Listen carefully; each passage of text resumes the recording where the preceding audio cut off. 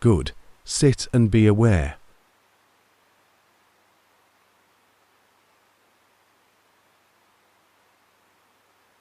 If one is not aware, one would get lost into the world of fabrication. When the mind gets lost in fabrication, suffering will arise. Try to simply be aware of the body and mind.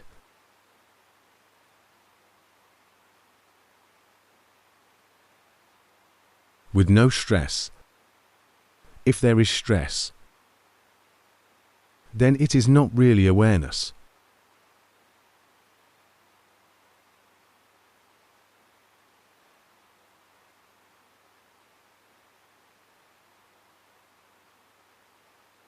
Yesterday I went to a funeral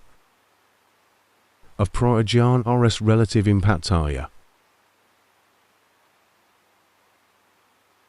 People at that temple mentioned that many people died of COVID still.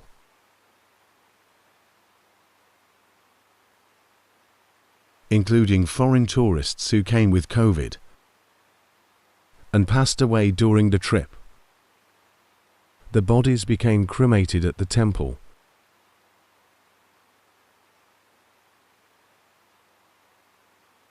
There are still people dying of COVID,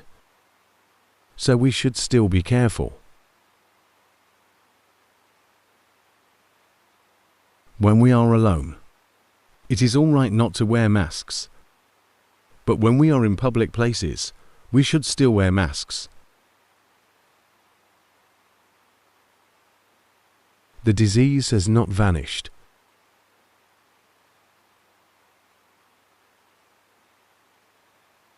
Try to save your own lives. Life is precious and limited.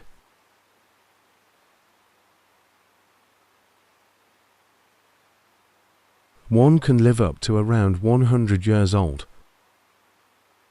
but mostly 60 to 70 years old. Some do not even live that long. Life is precious. Average age for this generation is around 75 years old. We spend 25 years sleeping, 50 years studying, working, and enjoying the world, then time is up. Therefore, we who are mindful and wise, knowing that life is precious and our time is limited, should spend time in our lives wisely.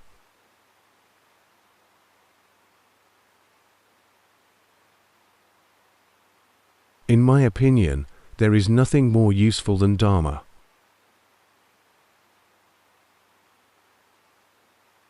Regarding worldly benefits. Before I became a monk, I used to live in the world, just like you all, having everything the people wanted. But I felt that they were impermanent. Since I finished all my studies, some of my friends went on to be district officers. One day they could become governor or director general of the Department of Provincial Administration or permanent secretary of the Ministry of Interior. Some of them who studied political science, Department of International Relations, had become ambassadors. They had goals in their lives. After finishing university, they pursued their careers. Some reached their goals, others did not.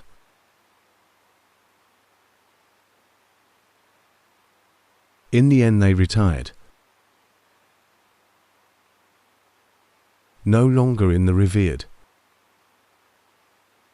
positions they had obtained. People no longer looked up to them and would eventually forget them. such as some who had been governor with people paying respect. After retiring for 10 years, people do not remember them. Who is this old man walking around here? I have seen these phenomena since I was in school. Thus, my goal in life was not obtaining high positions or great benefits. Everything in life is impermanent. I never struggled to get rich. I earned just enough for a living and planned the future without depending financially on other people. With this plan, I had a lot of free time. If we wanted to be in high positions or become very rich, we would have to struggle a lot. For example, if one wants to be a governor, he or she needs to work hard and get along with all kinds of people. Some of them, like policemen, but not all, have to comply with influential people. Otherwise they cannot be in that area. They must earn money and send to influential people. The system still exists. Politicians acquire power in order to earn money. Some of them invest 1,000 baht per head.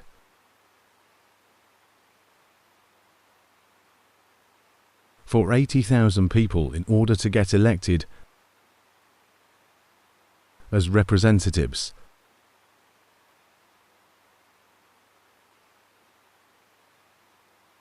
This is investment.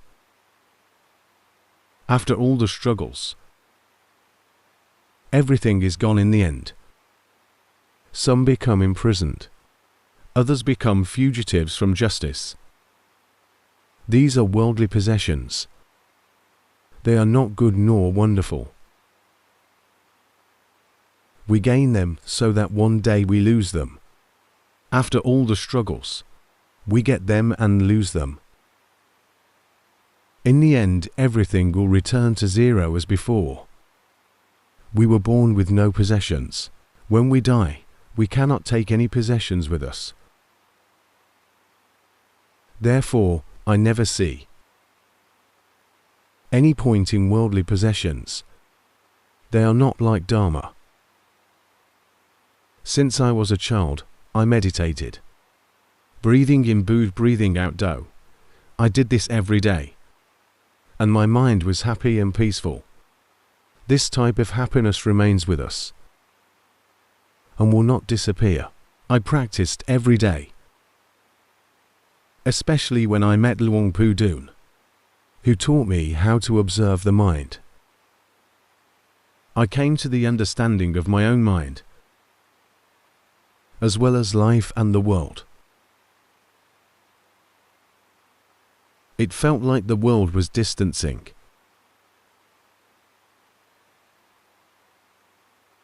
The world where people fight over everything was just like a dream. If the mind that is peaceful, upright, and has gained wisdom withdraws itself from the world will still be there, but will not affect the mind. The world is still busy as it is, but cannot affect the mind. The mind becomes disentangled from the world. We practice Dharma. We see the virtues, the benefits, happiness and peace. We understand life and the world. When we see people doing bad things, we have understanding without anger or hatred. When we see people doing good deeds, we have understanding, and we wish good things for them. If some people are good, but they do not practice Dharma, that is a shame, a waste of opportunity. Once in a very long while a Buddha emerged. Each time a Buddha emerged, Buddhism did not last long. Even though Dharma from the Buddhas is the truth, people in the world do not want the truth. People prefer worldly benefits. The truth is against human habits and feelings. Eras of Buddhism did not last long. In the eras of some Buddhas, when the direct disciples of the Buddhas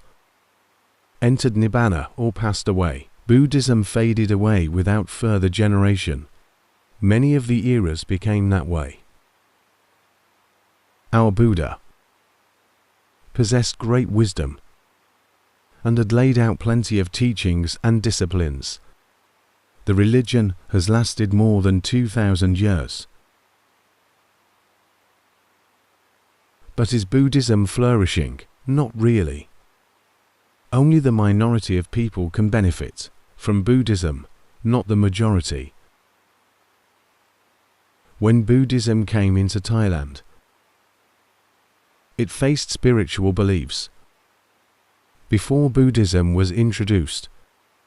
this land already had spiritual beliefs. Have you heard the word spirit? This has to do with spiritual beliefs. In Thai language, there are many words about spirits. Startled, calm, panicked, would require spiritual ceremony to bring the spirit back to the body. People believed that way because they did not know Buddhism. When Buddhism came to Thailand, it had to blend into this society. Like when Buddhism came to China, it had to accommodate Taoism and Confucianism. It was not pure Buddhism. In some country, Buddhism had to invent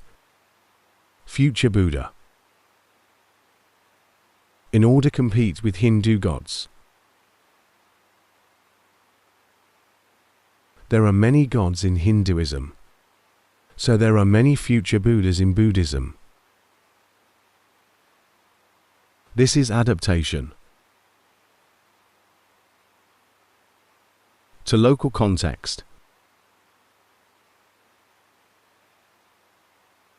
Buddhism, as the world knows, it is therefore not real Buddhism. We must practice until one day we could eradicate non-Buddhism elements. We will then find the way to real Buddhism. Therefore, we must learn to train our mind. When we understand Buddhism, there will be great happiness in our mind. Worldly happiness is a lesser happiness, with a hint of suffering. But happiness from Dharma is beyond description, beyond comparison. It is peacefully happy, not burning happiness. Worldly happiness is happiness with the burning part. Happiness from Dharma is peaceful, calm,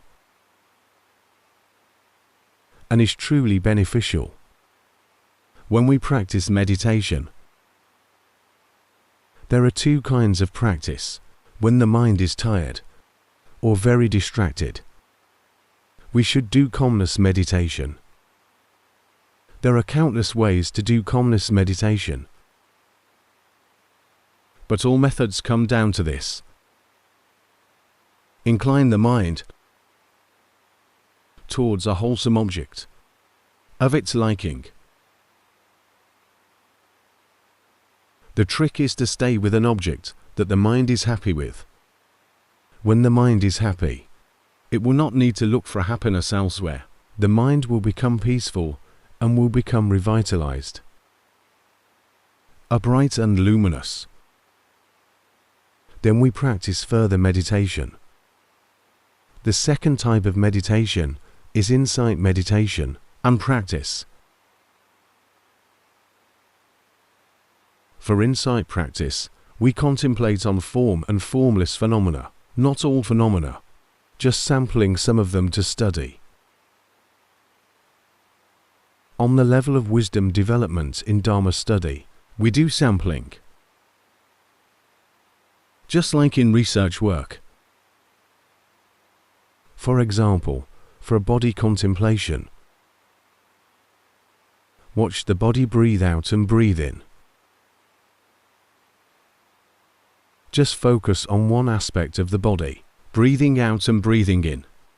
If we could see that the body that is breathing out or breathing in is not the representation of self, we would see collectively that the whole body is not the representation of self. This is sampling for the study. By learning about the breathing body, we will be able to know the body as a whole. This is called body contemplation in the body. That is, contemplating on some aspects of the body, in order to understand the whole. Just like research methods,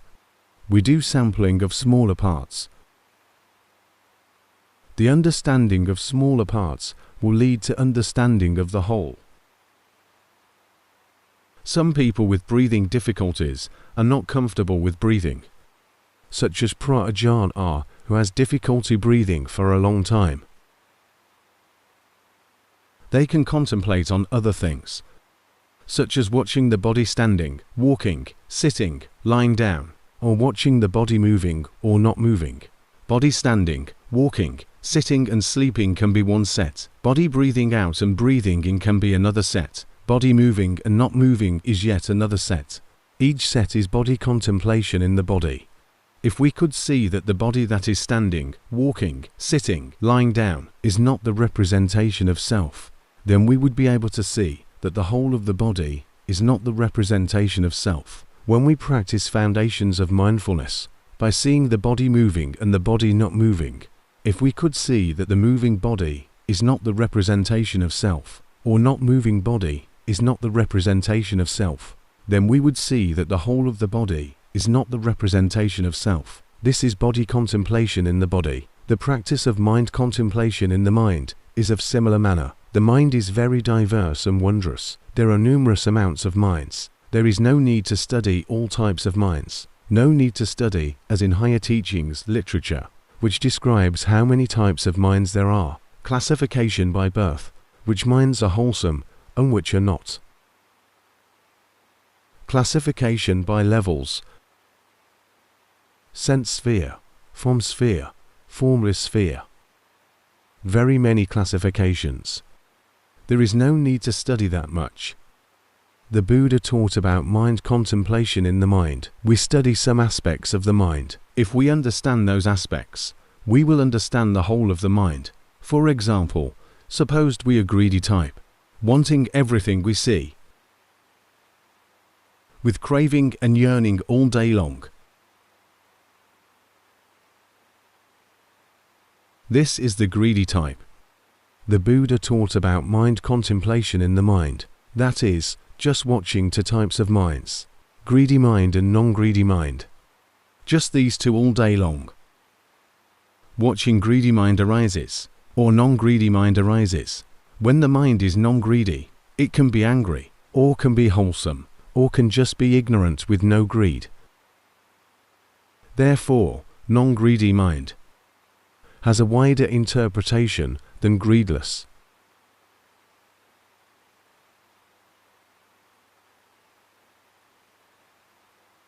But when we practice contemplation of the mind, a non-greedy mind can be an angry mind,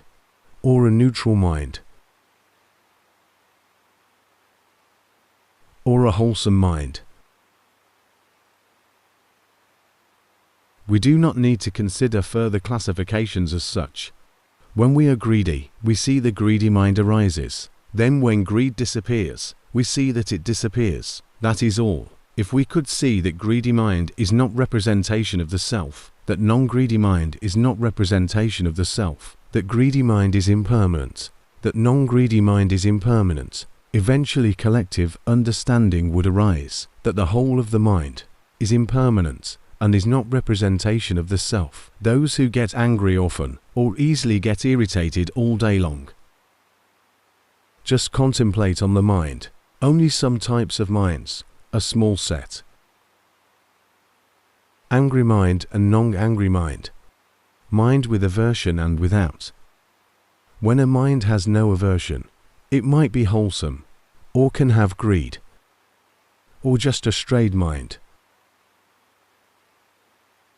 We do not need to classify further. We only need to know that now we are irritated, now we are not. Only that. If we could see that irritated or angry mind is impermanent and is not representation of the self,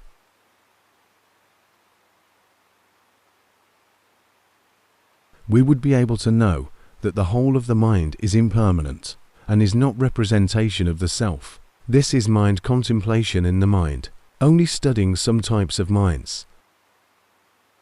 As a set, no need to study hundreds of types.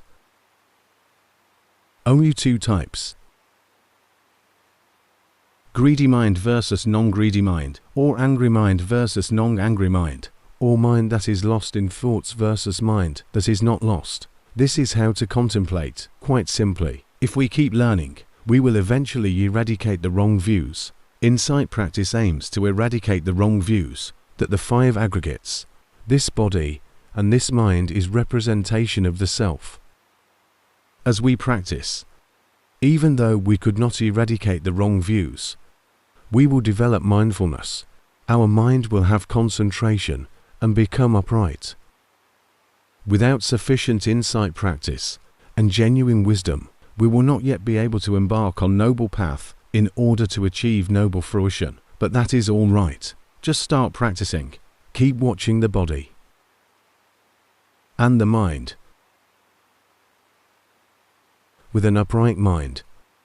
In the beginning, the mind is not yet impartial, but over time it will become upright. When the mind gets in contact with pleasing objects, it becomes content. When the mind gets in contact with unpleasant objects, it becomes discontent. Just be aware and know that the mind is content or discontent. Contentment and discontentment will extinguish with the influence of mindfulness. When we are aware and mindful, the mind will become impartial. With the help of mindfulness, keep practicing. Sometimes the mind is impartial, other times it is partial. Be aware of both the body and the mind. When mindfulness is aware of no matter what the subject is, just be aware with a mind that is upright and impartial. When mindfulness is aware of body, just be aware with a mind that is upright and impartial. When mindfulness is aware of feelings, such as happiness or suffering, just be aware with a mind that is upright and impartial. When mindfulness is aware of wholesomeness or unwholesomeness, just be aware with a mind that is upright and impartial. Keep practicing until mindfulness and wisdom are developed. Then the mind will detach itself from the wrong views that the 5 aggregates are representation of the self. By detaching from the 5 aggregates,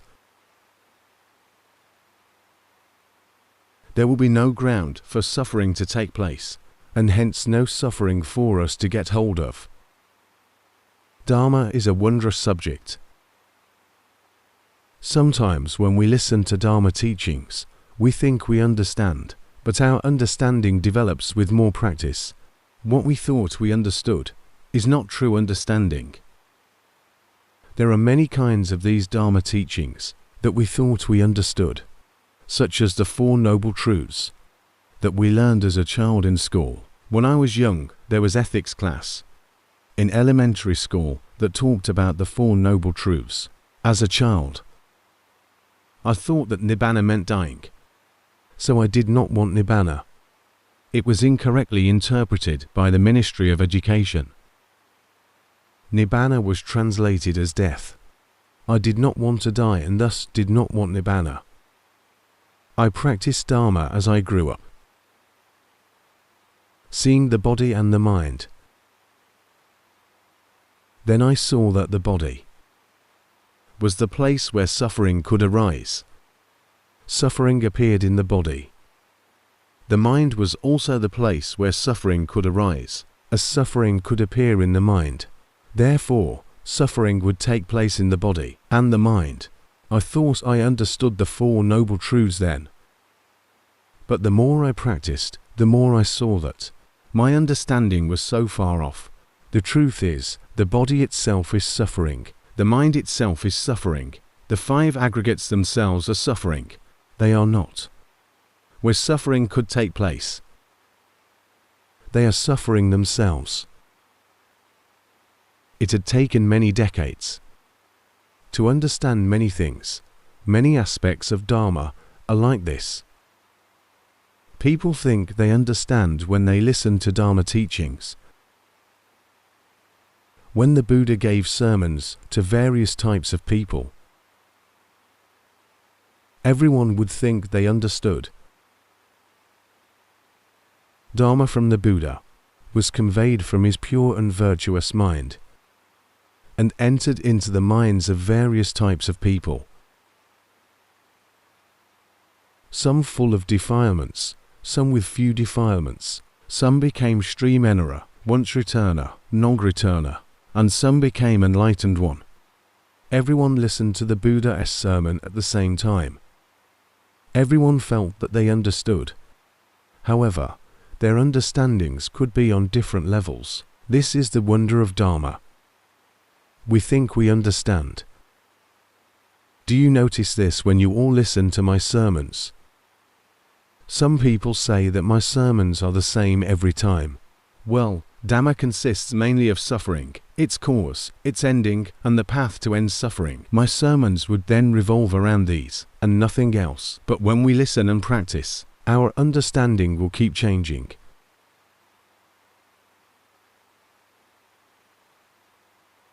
Like when we practice,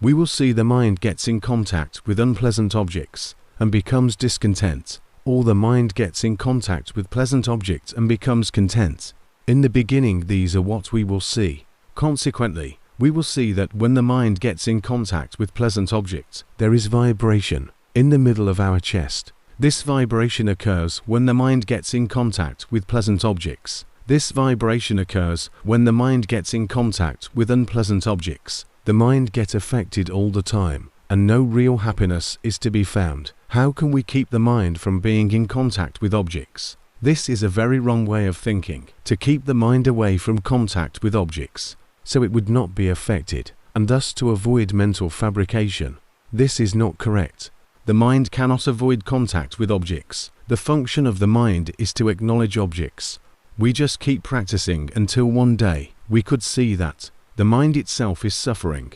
When we see that the mind itself is suffering, then we would be able to let go of it. Therefore, just practice after listening to Dharma. Our understanding will become deeper, more refined, and accurate.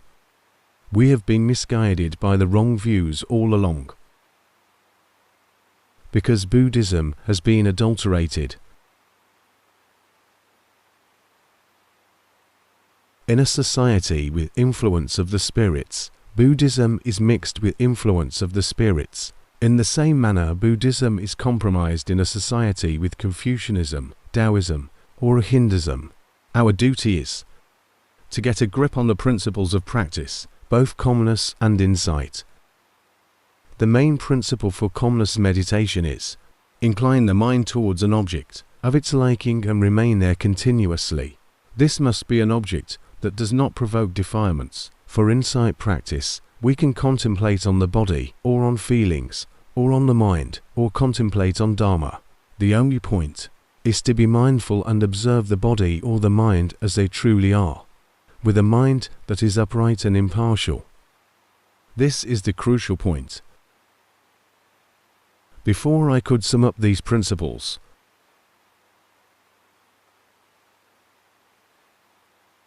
I have conducted numerous trials and errors. Until I can conclude this with full confidence, I am not afraid of any objections. For calmness meditation, the principle applies regardless of methods for calmness. Whichever method we use for insight practice, it would be based on the principles that I mentioned. The principle for insight is to be mindful. What does mindfulness do? The function of mindfulness is to be aware. To be aware of what? To be aware of the body and the mind, which are physical or mental phenomena. Can mindfulness be aware of other things? Yes. All wholesomeness objects always comprise of mindfulness, but just normal mindfulness, not the right type.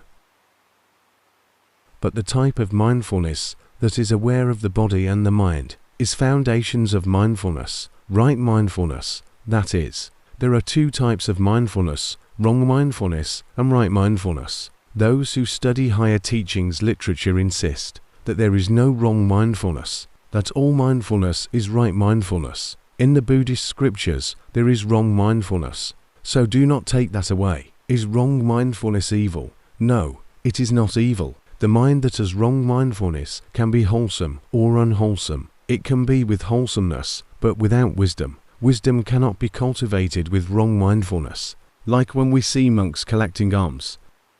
we are filled with faithful joy. We get thrilled upon seeing senior monks collecting alms in the village in the morning. This is the mind with mindfulness and wholesomeness, but it will not lead the way towards enlightenment. The type of mindfulness that can help us towards enlightenment is foundations of mindfulness, mindfulness that is aware of the body and the mind. Thus the Buddha explained right mindfulness with foundations of mindfulness. We must then be mindful. Mindful of what? Mindful of the body and the mind. How to be mindful? Be mindful with the mind that is upright and impartial. If we contemplate on the body, but the mind sinks down into the body, then wisdom cannot occur. It is over-focusing on the body. It becomes calmness. When mindfulness knows that the mind is not upright, and the mind sinks into over-focusing, it becomes calmness also. Wisdom cannot occur. The mind must detach itself and become the seer or the knower. When mindfulness is aware of the body and the mind become upright, that is right mindfulness, then we can see the body and the mind as separate entities. Consequently, we would see further. When we are aware of the body or the mind or any other objects, we become pleased or displeased. Just when we can separate the body and the mind as different entities, we become pleased with that state. When we are pleased, we try to keep the body and the mind apart. This is wrong. This is partial. We like one thing and dislike another, wanting the mind and the body to be separated, discontent when the mind and the body join. This is not according to the principle of insight practice. It becomes over-focusing on the body. Or if we practice on the mind, it becomes over-focusing on the mind, wanting the mind to be peaceful, wanting the mind to be happy and good all the time. This is not correct. It is partial. We are pleased with the mind that is happy and peaceful, and displeased with the mind that is restless, uncomfortable and in distress. When we are pleased with one condition and displeased with another, the mind is partial. If the mind is partial, real wisdom cannot be induced. Defilements cannot truly be discarded. Therefore, I conclude the following. Be mindful. What does mindfulness do? Mindfulness is to be aware. Aware of what? Aware of the body and the mind. How so? Be aware of the body and the mind as they truly are. What is the body as it is? The true nature of the body is according to the three characteristics. What is the mind as it is? Also according to the three characteristics: impermanence, suffering, and non-self. We can see the body and the mind showing the three characteristics only with the mind that is upright and impartial. If the mind is not upright, it will sink into over-focusing on the body or the mind. Wisdom cannot occur. Only peace will occur, and it becomes calmness. And if the mind is partial, the mind will not be just the knower. The mind will then struggle for further fabrication. For example, when anger arises and the mind is partial, the mind will try to get rid of the anger. You see, the mind gets into further fabrication. It brings forth mental formations. Mental formations is action. The action which attempts to rid of defilements is good action. Upon death, that mind will be reborn as good human being, or angel, or Brahma. Would that mind enter Nibbana? No, it would not enter Nibbana. It cannot let go, and will firmly cling on to the body and the mind. That is why we need to understand the principles correctly. When we practice for peace, do not intend for peace. We should incline the mind towards an object of its liking and remain there continuously. Do not be bothered whether we acquire peace or not. Earlier I practiced breath mindfulness. In the beginning I practiced by the book. It was normally conducted, breathing in deeply to the abdomen. Then breathing out, I kept being aware of breathing. When the mind calmed down, breathing became more and more shallow, until it was felt only at the tip of the nose. When I became more proficient, breathing remained only at the tip of the nose, either with long or short breath. No need to follow it up or down, which required more mental activities. Mental activity was reduced, until the mind stopped working, only awareness remained. The mind then got to rest and became at ease. Just practice. Incline the mind towards an object of its liking and remain there continuously. The meditation object that I am happy with is breathing meditation combined with reciting Buddha. It brings forth happiness. Then the mind becomes peaceful. If we practice on the method that is not compatible with oneself, and we are not happy, the mind will never be peaceful. I used to contemplate on the body also. I contemplated on the hair, body hair, nails, teeth, skin, flesh, tendons and bones, until the hair, body hair, nails, teeth, skin, flesh and tendons vanished. Only bones remained. In this body there was one bone, which was left collarbone.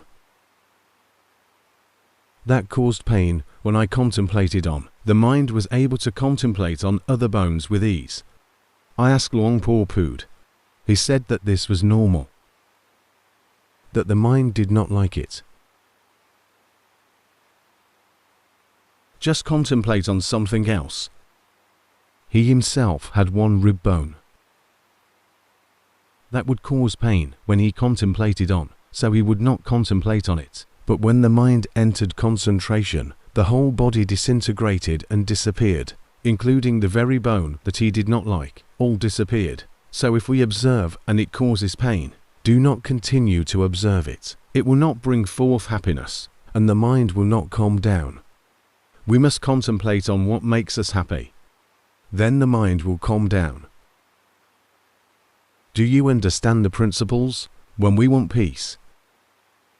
incline the mind towards an object of its liking and remain there continuously. Incline, not over-focus. If we over-focus, the mind will be uncomfortable and unhappy. Just incline the mind to feel it. Incline the mind towards an object. If we want to practice insight, be mindful and observe the body and the mind as they truly are, that is, observe with a mind that is upright and impartial. Upright and impartial is important. The main point is to be mindful and observe the body and the mind as they truly are. I find that, in order to be able to observe the body and the mind as they truly are, the mind has to be upright and impartial. Correct concentration is needed. Correct concentration is the proximate cause for wisdom. Without correct concentration, there can be no genuine wisdom. There may be thoughtful wisdom that derives from thinking. Therefore, if one wishes to acquire wisdom that leads to liberation from suffering, one needs to train so that the mind becomes upright and impartial. Do you notice that my teachings are mostly about samadhi? That is because most of us do not possess the mind that is upright and impartial. Most of us do not have an upright mind, nor an impartial mind. That is why I keep teaching you over and over. Just notice when the mind strays elsewhere and not upright, or when the mind is partial, pleased and displeased with one thing or another. Take note that what I talk about nowadays is mostly about concentration. Those who already have upright and impartial minds should pursue to develop wisdom. If the mind is upright and we stay idle, that is foolish. It is as if we have charged battery to full, then let it run out, or putting water in the freezer. Once it becomes ice, we leave it out to melt. This is foolish. if we do not put the mind to use when it is upright and impartial, it is foolish. This morning I met a former monk that came to report about his practice. This man has an upright mind, with fortitude, but the mind remains idle, and would not develop of wisdom, just like making ice, and let it melt, when the mind is upright. As mindfulness observes the body, and would stay still, give a little help, beam our focus onto the body. This body is an object of observation. This body is not us and not ours. Give a little help to the mind. If the mind is upright, yet idle, give a little help as mindfulness observes the mind. This mind is impermanent. A moment ago, it was just being aware. Now it comes out and see the three characteristics. Just a moment ago, the mind was good, upright and wholesome, but this wholesomeness is without wisdom. We then beam our focus onto our mind. Yes, it is impermanent. It was idle a while ago. Now it comes out to see the three characteristics. Observe all feelings and thoughts that occur in the mind. They are impermanent. They occur and disappear of their own causes, not by our commands. Give a little help and observe. Beam the focus on the three characteristics of the body and of the mind. If the mind is upright but idle, we help by beaming the focus. But if the mind is upright, active and observant on the three characteristics, there is no need to beam the focus or overthink that would cause the mind to be unnecessarily distracted. So just practice and hold on to the principles that I mentioned. These principles can be applied to any meditation methods. Whichever methods, we would understand clearly once we know how to practice. When we hear anyone teaching Dharma, we would know right away which level of Dharma, understanding and level of the mind they belong to. We would be able to see this person keeps the mind still, idle, peaceful, and empty. We know that he still gets stuck in calmness meditation. His teaching would be to keep the mind empty. When thoughts arise, get rid of them. Do not think. Be idle and keep the mind empty. This is a form of fabrication called imperturbable formations. The root of imperturbable formations is ignorance. Ignorance is the root of all forms of fabrications. Hold on to the principles. Do not keep the mind idle. If the mind is restless, practice calmness to calm down the mind. Then when we develop wisdom, do not keep the mind idle all the time. If the mind is idle, let mindfulness observe the body and beam the focus on the body in relation to the three characteristics. If the mind remains idle, let mindfulness observe the mind and beam the focus on feelings that occur in the mind in relation to the three characteristics. The mind will eventually see the three characteristics by itself. When mindfulness observes the body and sees the three characteristics by itself, we do not need to beam the focus on it. No need to intend. It works on its own. When mindfulness observes the mind, it could see by itself that the mind is characterized by the three characteristics. We need to train. In the beginning, if the mind remains idle, help is needed to activate the mind. But if the mind can observe the three characteristics by itself, there is no need for help. Helping in this circumstance would be fabrication of good intention, called meritorious formations. It derives from ignorance, which is the root. All fabrications share the same root, which is ignorance. Fabrication of the good is because of ignorance. Fabrication of the bad is because of ignorance. Trying not to fabricate is because of ignorance. Do you understand the principles now? What is the principle for calmness practice? Can anyone answer? The principle for calmness practice is to incline the mind towards an object that the mind is happy with and remain there continuously. Peaceful or not peaceful, that does not matter. We merely incline our mind towards an object that the mind is happy with. But if we overfocus, not just inclining the mind towards the object,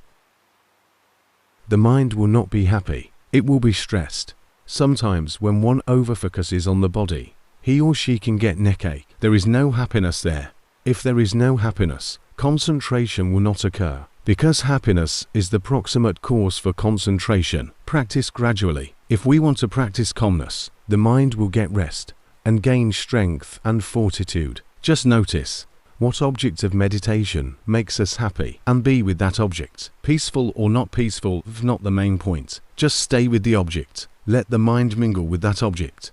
Soon the mind will be calm and upright and gain strength. Just practice.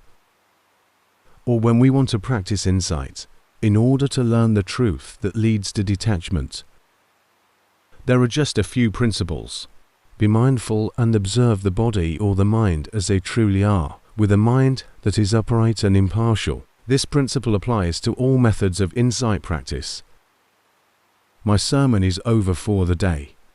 I was going to do easy Dharma talk. After listening, just practice. One day the practice will become easy. Today it is difficult, but it will not remain forever difficult. Has anyone ridden on bicycles? Did you fall when you first learned how to bike, falling down, with sores on the knees and on the hands? That is normal. Is it difficult learning how to drive a car?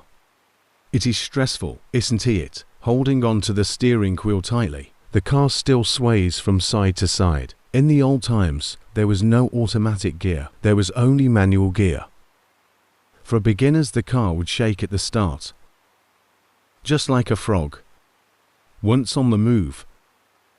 the car moves like snakes, turning sideways and would not be steady. But as one becomes more competent, one can drive with one hand. This is just an example. Do not drive with one hand, only with one hand. The car can go straight. Dharma practice is the same. In the beginning it is not steady, moving more or less from side to side. Later on, when mindfulness is observant, things fall into place right away. Both calmness and insight practice becomes easy. That is why I used to say that Dharma practice was easy. Some of the masters said it was difficult, but I thought it was easy. Nowadays I admit that it is quite difficult. It is difficult because we do not have correct concentration.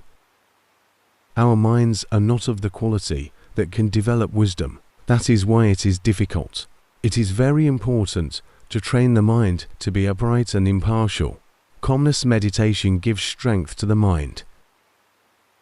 Be aware of the mind. Be mindful of the mind that strays elsewhere from object of meditation, or the mind that sinks into object of meditation. Then the mind will become upright. When the mind is in contact with objects, and we become pleased, no so, displeased, no so, then the mind will become impartial. Just practice gradually. It is not difficult. I said not difficult again. This comes from subconsciousness. It is not difficult. We do nothing. The mind will work on its own. Because the mind is used to the practice. We are used to getting lost in the world. Then it is difficult to practice. We just have to be persistent. Reporting on practices. Number 1. Do not bring the mind to stillness. When the mind is still and blurry, that is not good. Your mind can drift away. Number 1. I do walking meditation and breathing meditation. Sometimes I get tense between my eyebrows or on the face. I see the effort to imitate empty state that I had experienced before. I try to be mindful in everyday life. I recognize when anger is forming or when it has passed. There are many worldly problems that affect me. It is difficult to see things without prejudice in problem solving. Please give me advice for further development.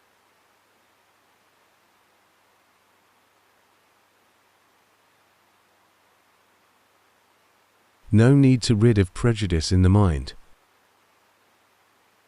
When the mind likes it, no so. When the mind dislikes it, no so. Just do this. The mind will become impartial. The important thing is not to keep the mind dull. A peaceful mind is not dull. It is bright, luminous, blissful, light, soft, quick, but not dull.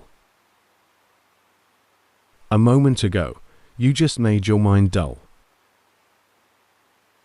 Try to do meditation now. Try again. Just practice.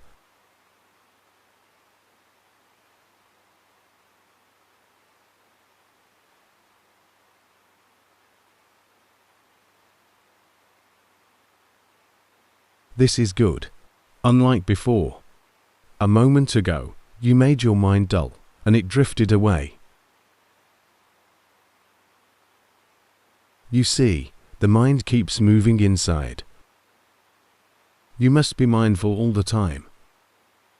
If you keep your mind still, dull, blurry, it is no good. For neither calmness practice nor insight practice. Just feel it. See it works. Sometimes it stops, sometimes it works. When it stops, it can rest in peace. When it moves to work and we could see it, that is developing wisdom. Keep practicing, both inside and outside meditation. Be careful and do not to let the mind become dull. A dull mind is not a peaceful mind. It is not a good type of mind. Number 2.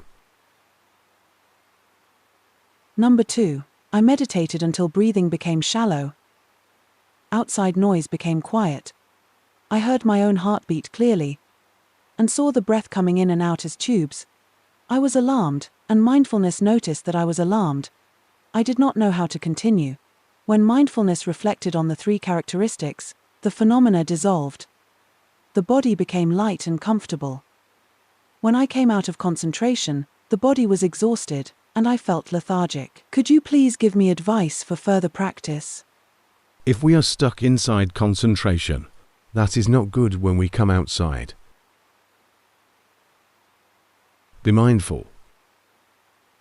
When you are deeply concentrated, be mindful. When you practice inside concentration, be mindful. Do not modify the mind. Number 2. Do you realize that you are modifying the mind right now? Your mind is not normal. Do you feel it? Yes, that is it. Stop modifying the mind. When you practice calmness meditation, or whatever, do not modify the mind. You see, the mind can be happy by itself. Number 2. When you practice, you become very happy. When a person of merit practices, he or she becomes happy. Do not cling on to that happiness though. You can be happy, but do not get attached to it.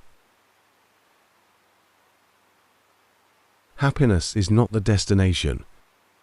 It is a bonus.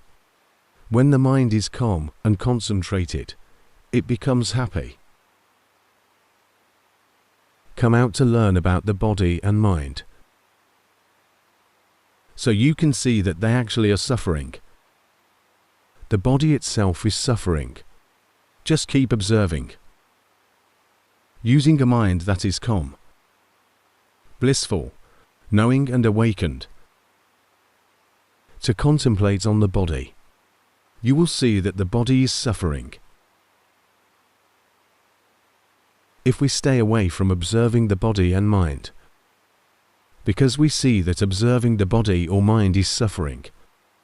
we will hide in the emptiness inside. That is not good. One can get used to it and will keep hiding. We do not hide from suffering. We need to know of suffering, not to hide from it. We need to develop wisdom. Number 2 has good concentration and need to develop wisdom. Keep observing the body on the aspects of the 3 characteristics. Number 3. Number 3. Last time I reported on my practice, you advised that I should observe the body because the mind was restless. I tried to practice accordingly, but I am not sure whether I did it correctly. I often see aversion, as well as bad things about myself.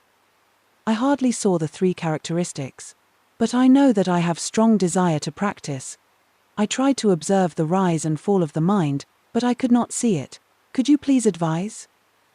Do not try too hard. We call it nicely as trying, but actually it is wanting. Once there is desire in the mind, mindfulness will not arise. There is no way. Just observe as it is. No rush, just keep observing.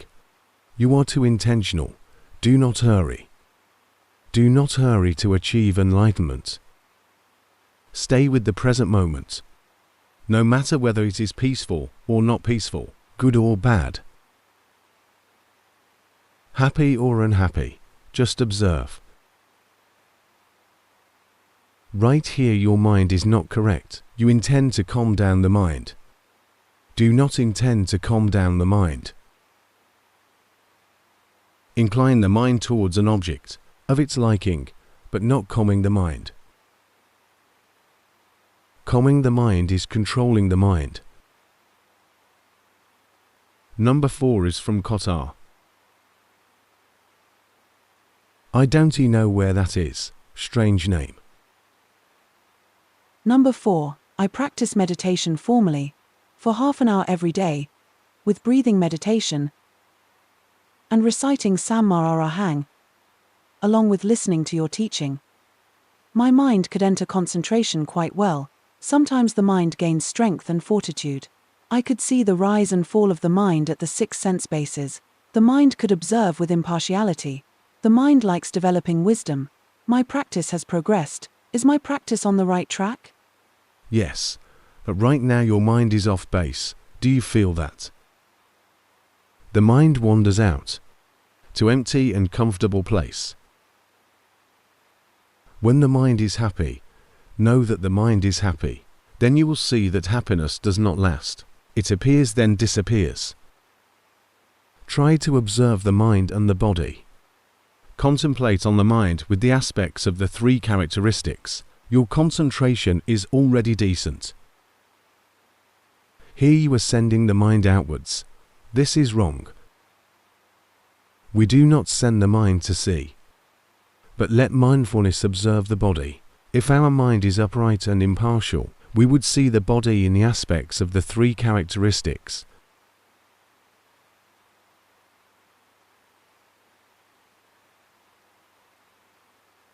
Do not force the mind.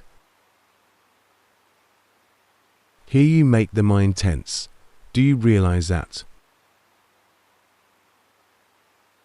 Do not fake it. Do not modify it. Know the mind as it is without alterations.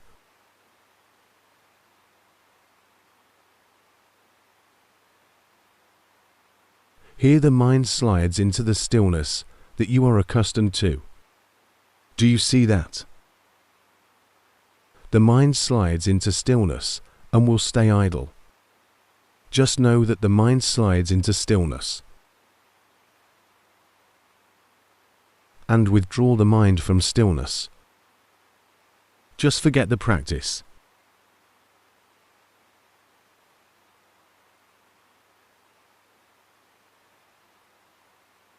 A decent mind is right now. Take note on that. The rest is the mind that you have modified.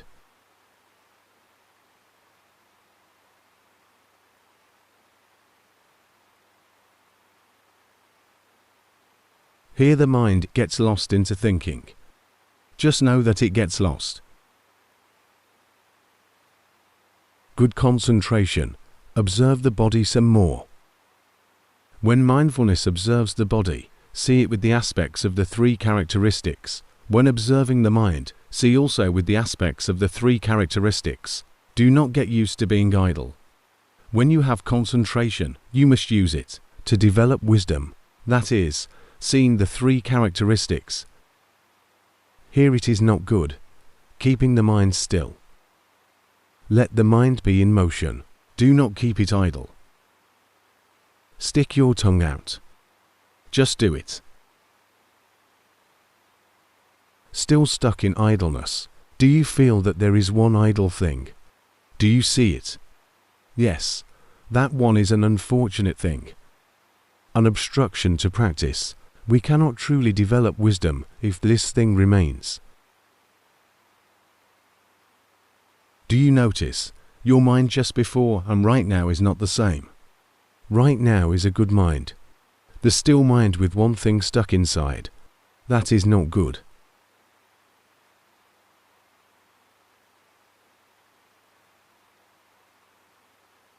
Number 4. It gets back into its usual place, because it is used to doing that. Going back to the stillness. Number 5. Number 5. I practice formally every morning. My mind watched the body move for 45 minutes. Lately I became less aware during the day. I feel that awareness is absent almost all day. I would like to ask about that long absence of awareness during the day. Is it because I let my mind get lost, without the intention to practice? Yes. You are used to practicing. So the practice drops somewhat. Just like when one has a girlfriend comparing to when one is married for a long time, it is not the same. When one has a girlfriend, he could see when a strand of her hair falls out. But after many years of marriage, he does not notice when the wife has a new hairdo. The mind gets used to it and becomes indifferent. So, activate the awareness. Be eager to learn. Not just knowing, then become tired and stay idle. And call this practicing, it is not. The masters referred to this as sagging. It is too idle. One gets too used to it, so much that one stops seeing, and thought that one is seeing. Just activate awareness even more.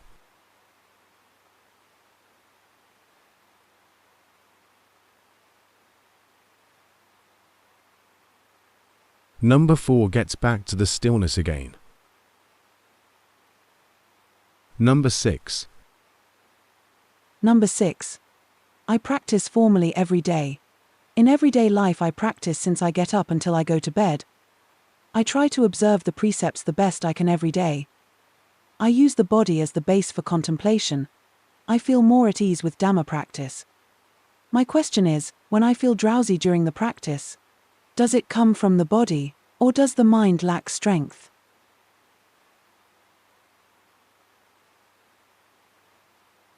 The mind needs to rest as well. When we develop wisdom, and the mind needs to rest, the mind will rest by itself. Do not force it to develop wisdom further. It will seek refuge into sleeping. When we develop wisdom, do not do it all day and all night continuously. Get back to calmness meditation once in a while. I used to experience this before. In 1983, I always felt asleep when I meditated. I tried sitting in diamond position. Sitting in diamond position did hurt, but I still fell asleep. During walking meditation, I also fell asleep. I could not resolve this. I asked Luangpu Sim. Luangpu Sim simply said, "The knower, what are you wondering about? Keep practicing, and you will attain something valuable in this monastic year." This is what he said. So I slept when I needed to. Let the mind rest. Once the mind was recharged, it could come back to developing wisdom. But we should not let the mind become so exhausted that it has to resort to sleeping. We should do calmness meditation with intervals so that the mind can rest and recharge. Otherwise, the mind will sleep. There is nothing wrong with the body. Just too much developing of wisdom. Number 7. Number 7. I practice formally, and could clearly see more often that this body is not me. But I can hardly see the mind. I feel that the mind wanders off here and there all the time. It is very tiring. In everyday life I could sometimes see that the body is not me, but not very often. How should I practice so that it suits my nature? You are doing well. Good practice. But the mind does not have enough strength. Just do any meditation and be aware of your own mind. For example, keep reciting Buddha, and when the mind gets lost in thinking of other things and forgetting Buddha, then start reciting Buddha again. Keep reciting Buddha, so the mind will gain strength. Your mind lacks strength. Your practice is good. You can now disintegrate all the aggregates, only lacking strength. You should do calmness meditation, so that the mind can rest and gain strength. Good practice. Number 7. Number 6, number 7 are quite good. Number 5 is okay. Number 4 still gets stuck in the stillness of concentration. Number 8. Number 8. I practice formally, doing walking meditation and sitting meditation for 1 hour every day. During sitting meditation, the mind becomes peaceful and upright. Then I feel the emptiness that is light and comfortable. But I do not know how to carry on, or what to do with the mind, because it is all empty there. Could you please advise? When it is empty, let it be empty. When you withdraw from emptiness, just contemplate on that. Emptiness is impermanent. One cannot rely on emptiness. It is a state that is empty. Do you notice that it is not always empty? Sometimes it is empty, other time it is busy. Do you see? Just see that emptiness is impermanent. Chaos is impermanent. Any state is impermanent. Keep seeing it this way. It is empty because you overfocus. You overfocus while doing meditation. Then it will be empty. The mind will be idle. So, the mind should come out and develop wisdom some more. Just see, emptiness is impermanent. Chaos is impermanent. If this cannot be seen clearly, observe the body. Dismantle the body into pieces. Tear the body apart. Or set the mind into flame to burn down the body. Put the mind to work. Do not let it get stuck in emptiness. Activate the mind by letting it attack the body. Observe the body. You have a fierce nature. Just observing the body will not be satisfying enough. Just try to destroy the body, but not literally. See the body. Set the mind into flame and burn it. Just like burning corpse, or tearing it in small pieces. Keep tearing. This is a strategy to activate an idle mind. Otherwise, the mind will remain within the emptiness inside. That is a waste of time. The mind will not develop wisdom. Number 8 has a chivalrous mind. I like that. So, just attack the body, but not physically tearing or hitting it. Use the strength of the mind to dismantle the body. Tear apart hair, nails, teeth, skin, flesh, tendons, bones, into small pieces. If tearing is not easy, just set the mind into flame and burn the whole body down, like burning corpse. In the beginning it will scorch. Then liquid will come out. Just keep burning until it becomes ashes. This will activate the mind not to be idle. My sermon wraps up for today. Good and intense practices today. I like that. The submitted questions today. It required a lot of energy answering. Number 4 is stuck in concentration, an idle mind. Quit that. Otherwise it will be the same in the next years also. There will be no progress. Now you may all go home.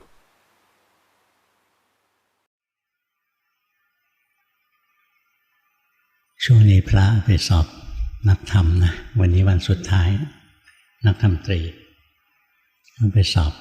ที่วัดยานสังวรารามเมื่อวานมีทีมงานคนนะพาพระไปแล้วมุ่งไปวัดเขาบางทรายพาไปสอบ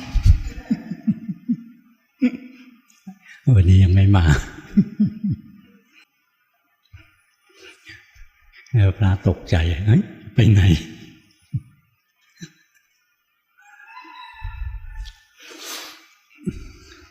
ปีนี้ธรรมยุทธ์นะเหลือส่งสอบนักธรรมตรี70 กว่าองค์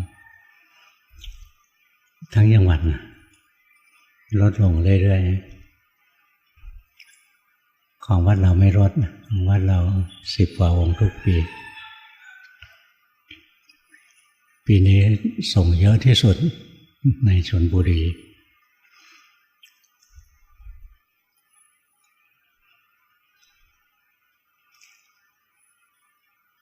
ปกติการเปิดสนามสอบนะแล้วมีพระเข้าสอบ150มันลดลงเหลือ70นะคนบวชน้อยลงเรื่อยๆยกเว้นวันนี้นะคนเข้าคิวบวชนะใช้เวลาเยอะกว่าจะสมัครกว่าจะได้เรียกตัวมาบวช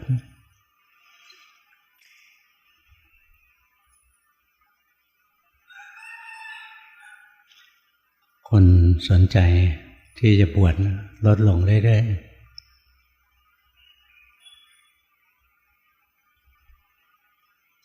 ส่วนหนึ่งบวชแล้วก็เหลวไหลไม่ได้เรียนบวชไปงั้น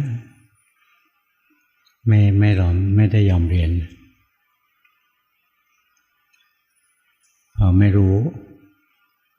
ว่าอะไรถูกอะไรผิดทำตามใจชอบเนี่ยก็แค่เป็นฆราวาสที่ห่มผ้าเหลืองไม่ได้เป็นพระจริงทำตัวเป็นโยมทำตัวเป็นโยมยังไงกินข้าวเย็นเนี่ยมีเมีย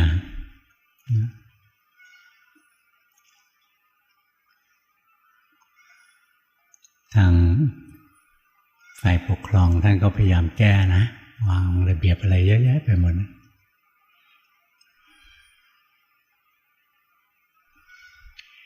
สมัยพุทธกาลพระมหากัสสปะท่านเคยถามพระพุทธเจ้าว่าท่านสังเกตเห็นสมัยยุคต้นพุทธกาลที่พระเจ้าตรัสรู้ออกมาสอนใหม่ๆพระมหากัสสปะบอกว่าพระอรหันต์มากพระวินัยมีน้อยและกฎระเบียบมีน้อยพระอรหันต์มีมากพอมาถึงปลายพุทธกาลใกล้ปรินิพพานทำไมเดี๋ยวนี้พระอรหันต์มีน้อยเกิดขึ้นน้อยพระวินัยมีมากที่บอกว่าคนรุ่นหลังๆนะอินทรีย์มันอ่อนลงไปเรื่อยๆไม่ได้ตั้งอกตั้งใจพอศาสนาพุทธรุ่งเรืองขึ้นพวกไม่อยากทำมาหากินอะไรก็เข้ามาเกาะกินอยู่ในศาสนาพระวินัยก็เลยมีเยอะเพื่อจัดระเบียบยุคของเรานะโอ้โหแค่ให้พระจำก็จำไม่ไหวแล้วคือพอให้พระอย่างเจ้าอาวาสเนี่ยเป็นเจ้าพนักงานตามกฎหมายนะมันมีกฎระเบียบอะไรเพิ่มขึ้นอีกเยอะแยะเลยและพระไม่เคยเรียนหนังสือหรือเรียนไม่มากอะไรเงี้ยไม่เข้าใจแล้วทำผิดแล้วผิดอีกคนก็ด่าลูกเดียวเลยนะทำไมไม่ทำตามระเบียบไม่ทำตามกฎหมายอะไรเงี้ยพระส่วนใหญ่ก็เป็นชาวบ้านนะวิธีการศึกษาทางโลกไม่มากนี่เราไม่เข้าใจนะคาดหวังสูงเรียกร้องสูงกับพระก็เลยอยู่ยากต่อไปก็จะลดลงปัญหานี้หลวงพ่อเห็นมาก่อนหน้านี้หลาย10 ปีนะหลวงพ่อเลยมุ่งมาสอนฆราวาสเป็นหลักในช่วงที่พระอ่อนแอลงนะฆราวาสต้องเข้มแข็งไม่ใช่ซ้ำเติมง่ายนะด่าพระอย่างโน้นอย่างนี้ไม่ดีอย่างโน้นไม่ดีนี้ตัวเองดีพิเศษแค่ไหนมันก็ยิ่งแย่กว่าพระซะอีกวิธีที่เราจะช่วยกันรักษาศาสนาพุทธเราต้องศึกษา การศึกษามีสองส่วนคันธทุระศึกษาพระไตรปิฎกศึกษาตำรับตำราพวกนี้อีกอันหนึ่งคือวิปัสสนาธุระต้องลงมือทำกรรมฐานจริงๆเรียนปริยัติเพื่อให้รู้วิธีปฏิบัติลงมือปฏิบัติเพื่อความพ้นทุกข์นี่เส้นทางเดินที่ดีคราวนี้การเรียนปริยัตินะถ้ามุ่งเรียนจริงๆใช้เวลาเยอะบางคนเวลาไม่พอเคยมีตั้งแต่สมัยพุทธกาลมีสองท่านเป็นอะไรกันจำไม่ได้ออกบวชพี่น้องหรือไงจำไม่ได้ท่านหนึ่งอายุอย่างน้อยท่านบอกท่านจะไปเรียนคันธทุระก่อนเรียนปริยัติก่อนองค์ที่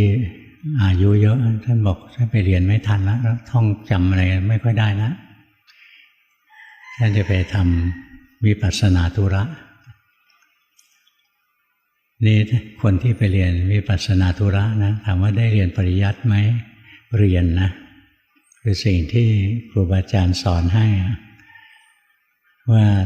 อยากทำสมถะทำอย่างนี้นะจะทำวิปัสสนาต้องทำอย่างนี้นะรู้วิธีทำสมถะรู้วิธีทำวิปัสสนารู้เงื่อนไขที่เกื้อกูลกับการปฏิบัติเช่นต้องมากน้อยสันโดษฝักใฝ่ในความวิเวกนะไม่คลุกคลีปรารภความเพียรให้ตั้งใจรักษาศีลให้ฝึกสมาธิให้เจริญปัญญานี่เส้นทางที่จะเรียนสิ่งเหล่านี้สมถกรรมฐานก็เรียนหลักของสมถะอารมณ์อันแรกคือเรื่องอารมณ์กรรมฐานอารมณ์ของสมถกรรมฐานนะไม่เลือก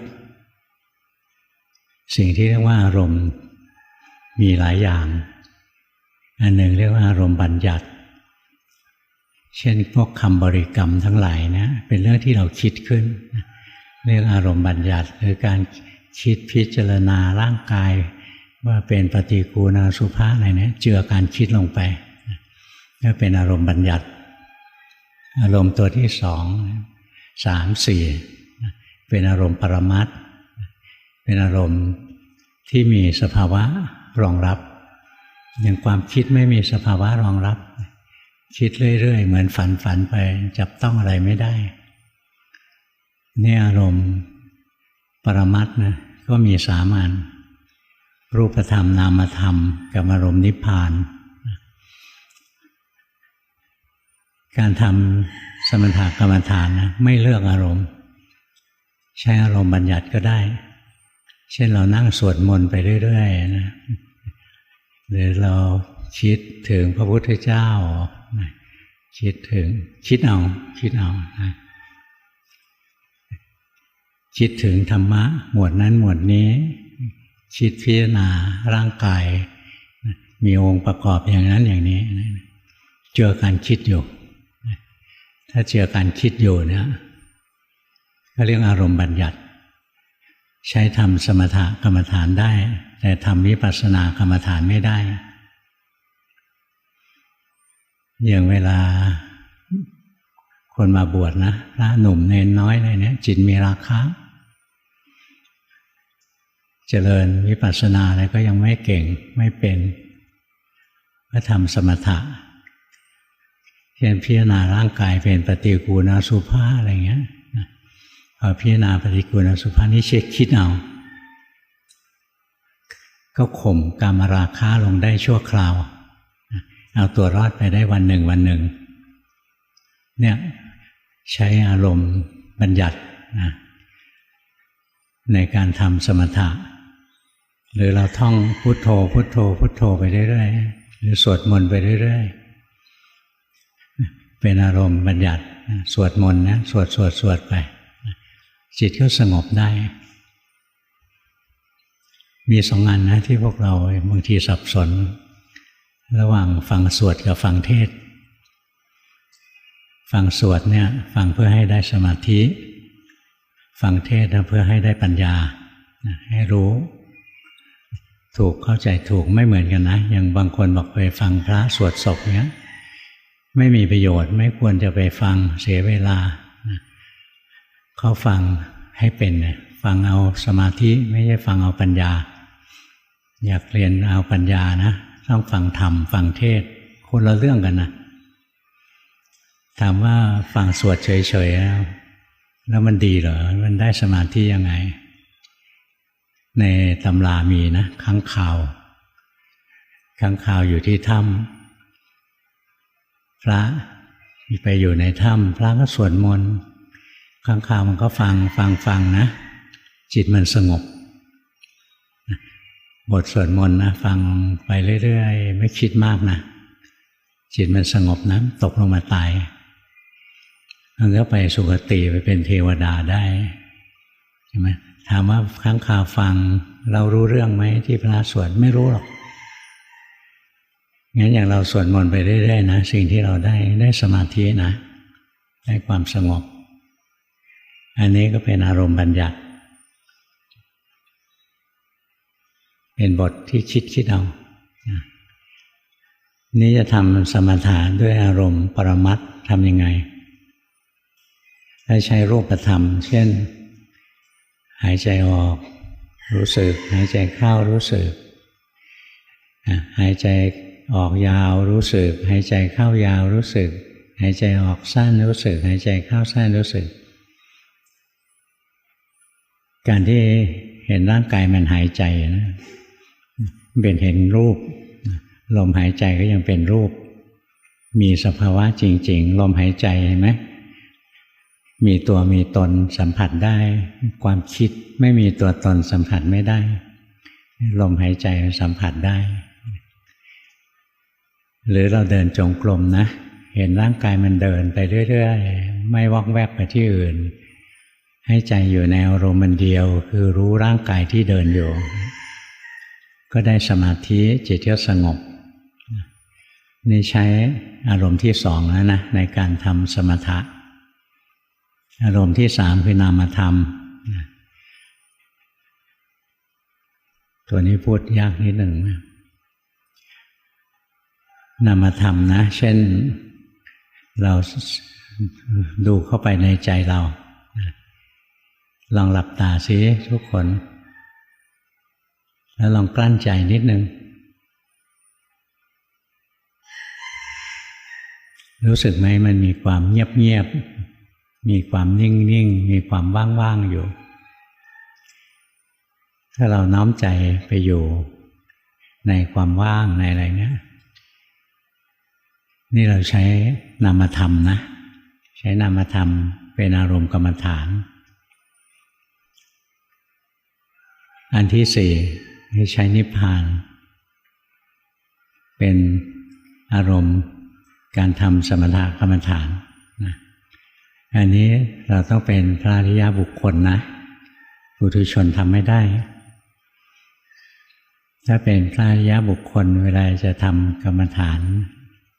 ระลึกถึงพระนิพพานจิตนี้จะเกิดฌานขึ้นประกอบนะ1 2 3 4 5 6 7 8ประกอบขึ้นมาอัตโนมัติแล้วก็ส่งจิตอยู่กับพระนิพพานอันนี้ไม่เข้าใจหรอกไม่เข้าใจเพราะเราไม่เคยเห็นพระนิพพานหลวงพ่อเคยทำผิดนะหลวงพ่อคิดว่านิพพานนะจิตไม่ยึดอะไรเลยใช้ทฤษฎีว่าจิตไม่ยึดถืออะไรสักอย่างเพราะงั้นไม่ยึดถือรูปธรรมไม่ยึดถือนามธรรมไม่ยึดถือจิตผู้รู้ไม่ยึดถืออารมณ์ที่ถูกรู้ก็น้อมจิตไปอยู่ตรงนั้นตรงที่ไม่ยึดอะไรไม่เกาะอะไรไม่เพ่งอะไรจิตรวมว่างลงไปเราตรงนี้ถ้าจะนิพพานตอนนั้นยังไม่ได้บวชนะที่เจอครูบาอาจารย์หลวงปู่บุญจันทร์หลวงพ่อไม่รู้จักท่านก็ไม่เคยเห็นหลวงพ่อนะแต่ท่านมีอภิญญาท่านเรียกให้ลูกศิษย์มาตามหลวงพ่อไปหา ท่านก็สอนนิพพานอะไรมีเข้ามีออกเนี่ยเพราะฉะนั้นตรงนั้นมันยังไม่ใช่นิพพานจริงนิพพานจริงไม่มีเข้าไม่มีออกไม่มีที่ตั้งจิตไม่มีที่ตั้งไม่มีจุดไม่มีดวงไม่มีการไปไม่มีการมาไม่มีการเข้าไปจับอารมณ์อะไรไม่ได้มีเจตนาจะไม่จับอารมณ์อะไรมันไม่มีธุระเรียกสิ้นธุระนะนี่พวกเรายังทำไม่ได้นะเราก็ใช้อารมณ์3ตัวแรกในการทำสมถะถนัดตัวไหนก็เอาตัวนั้นแหละอย่างหลวงพ่อถนัดหายใจเข้าพุทหายใจออกโทอันนี้เชื่อกันระหว่างการใช้รูปคือลมหายใจกับใช้บัญญัติคือคำว่าพุทโธใช้การเชื่อกัน2อันนี้สิ่งที่ได้คือสมาธินะจะได้สมาธิงั้นเวลาจะทำสมถกรรมฐานเราต้องรู้ว่าเราใช้อารมณ์อะไรก็ได้หลักมีนิดเดียวน้อมจิตไปอยู่ในอารมณ์เดียวที่มีความสุขอย่างต่อเนื่องมีความสุขกับการสวดมนต์ให้สวดมนต์เนี่ยจิตสงบมีความสุขกับการเห็นร่างกายเดินไปเรื่อยๆก็เดินไปมีความสุขกับการหายใจก็หายใจไปทำไมต้องเน้นที่ความสุขจิตที่สงบเพราะว่ามันอยู่กับอารมณ์ที่มันพอใจจิตที่มันฟุ้งซ่านเพราะมันหิวมันอยากได้ความสุขแหละแล้วมันก็วิ่งพล่านไปทางตาหูจมูกลิ้นกายใจเพื่อจะหาความสุขอย่างเวลาเราไปดูหนังเราไปฟังเพลงนะเราต้องการความสุขหรือความทุกข์ลองถามใจตัวเองดูเราไปดูหนังเราไปฟังเพลงเราไปกินของอร่อยอะไรเงี้ยเราต้องการความสุขนั้นจิตโดยธรรมชาติของมันนะสำหรับพวกเรายังอยู่ในกามาวจรจิตมันจะหิวความสุขแล้วความสุขที่ได้จากการเห็นรูปได้ยินเสียงได้กลิ่นได้รสได้สัมผัสทางกายอะไรเนี่ย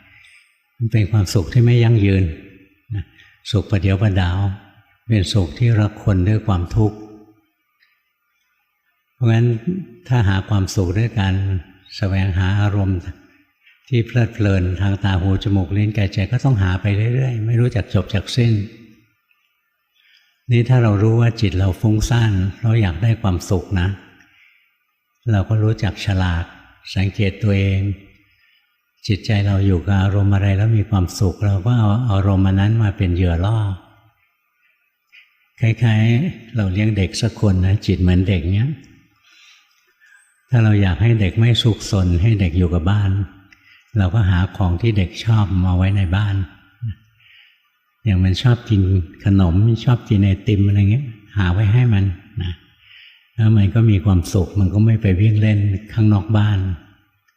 จิตนี่เหมือนกันถ้าเราหาอารมณ์ที่มีความสุขให้มันอยู่มันก็จะเพลินอยู่งั้นนะไม่หนีไปที่อื่นการที่จิตไม่แส่ใส่ไปทางโน้นทางนี้นะจิตก็สงบเพราะฉะนั้นเราต้องรู้จักเลือกอารมณ์ที่เราอยู่ด้วยแล้วจิตใจเราสบายมีความสุข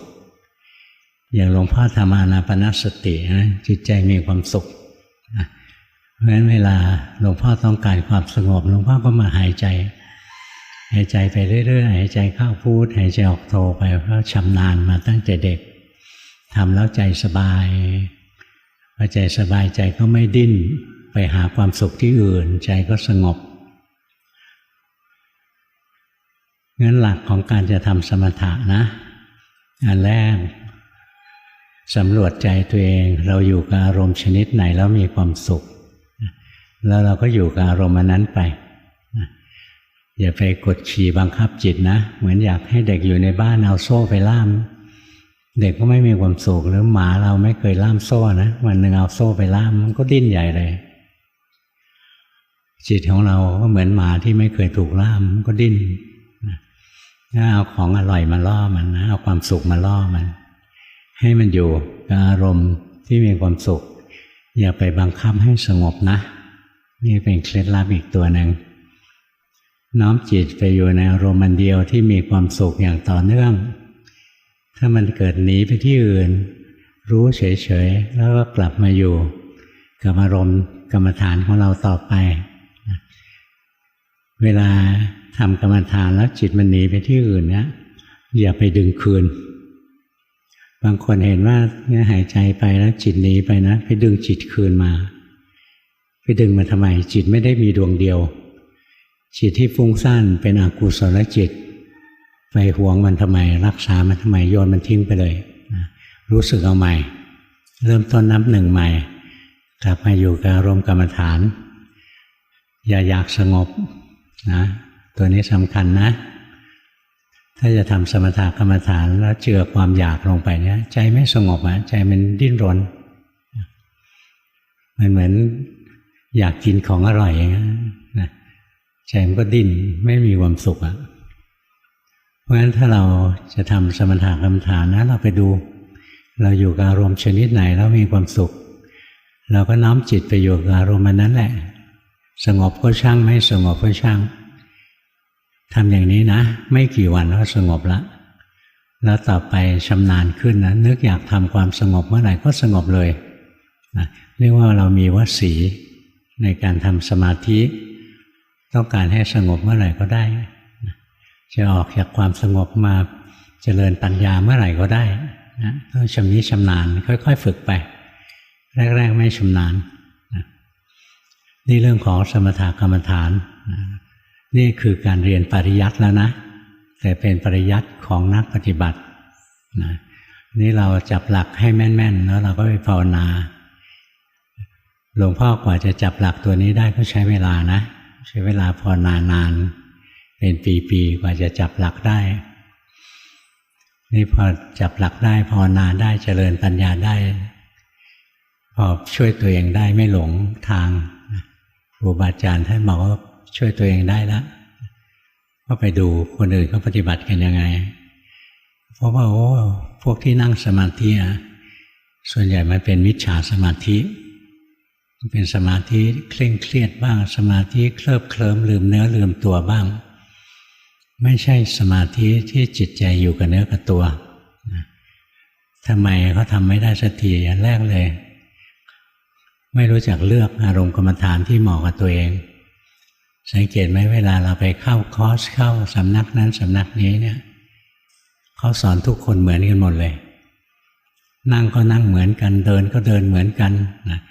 หายใจก็หายใจอย่างเดียวกันนะทุกอย่างทำแบบเดียวกันไม่ได้พิจารณาก่อนนะว่าคนนี้เหมาะกับกรรมฐานอะไรแต่เดิมเวลาเข้าไปหาครูบาอาจารย์สายกรรมฐานจริงๆนะอย่างหลวงปู่ดูลเนี่ยเราเข้าไปหาไปกราบเรียนท่านว่าอยากปฏิบัติเนี่ยท่านไม่ได้สอนทันทีนะท่านนั่งสมาธิตรวจประวัติเราก่อนว่าอันไหนกรรมฐานอะไรเหมาะกับเราเนี่ยแล้วก็บอกถ้าทำตามที่ท่านบอกนะก็ได้ผลอย่างรวดเร็วนี้พวกเราเวลามาเรียนเป็น100 คนพันคนนะไม่มีใครบอกเราได้แล้วนะใครจะไปบอกไหวแต่ละคนต้องสอบประวัติกันทีหนึ่งนานๆหลายชั่วโมงบางคนก็เร็วหน่อยบางคนก็ช้าถ้าคนพันคนนะให้ครูบาอาจารย์นั่งสมาธิ1,000 ชั่วโมงเพื่อไปตรวจประวัติเราไม่ไหวนะเพราะฉะนั้นเราต้องสังเกตตัวเองเราอยู่กับอารมณ์กรรมฐานอะไรแล้วมีความสุขอยู่แล้วกิเลสไม่ฟูนะไม่ใช่เล่นไพ่แล้วมีความสุขเขาบอกอันนี้อยู่ในอารมณ์อันเดียวคือทั้งวันทั้งคืนเล่นแต่ไพ่อย่างนี้นะใช้ไม่ได้ทำแล้วกิเลสมันฟูนะงั้นเคล็ดลับอีกตัวหนึ่งนะกรรมฐานที่เราเลือกเนี่ยนอกจากมีความสุขแล้วต้องไม่ยั่วกิเลสด้วยนะถ้าด่าคนแล้วมีความสุขเนี่ยนะสมาธิไม่เกิดหรอกนะสมาธิที่ดีจะไม่เกิดขึ้นเนี่ยต้องเลือกนะรู้จักเลือกอารมณ์กรรมฐานนะอันไหนเหมาะกับเรามีปัญญาเลือกเฟ้นสิ่งที่เหมาะกับตัวเองตัวนี้เรียกว่าสัมปชัญญะนะ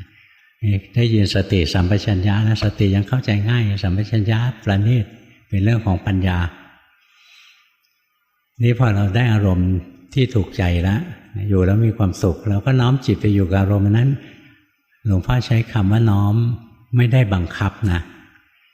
ถ้าบังคับจิตว่าต้องอยู่กับลมหายใจห้ามหนีไปที่อื่นจิตจะไม่มีความสุขเหมือนเราจะไม่ให้เด็กสนแล้วเอาโซ่ไปล่าม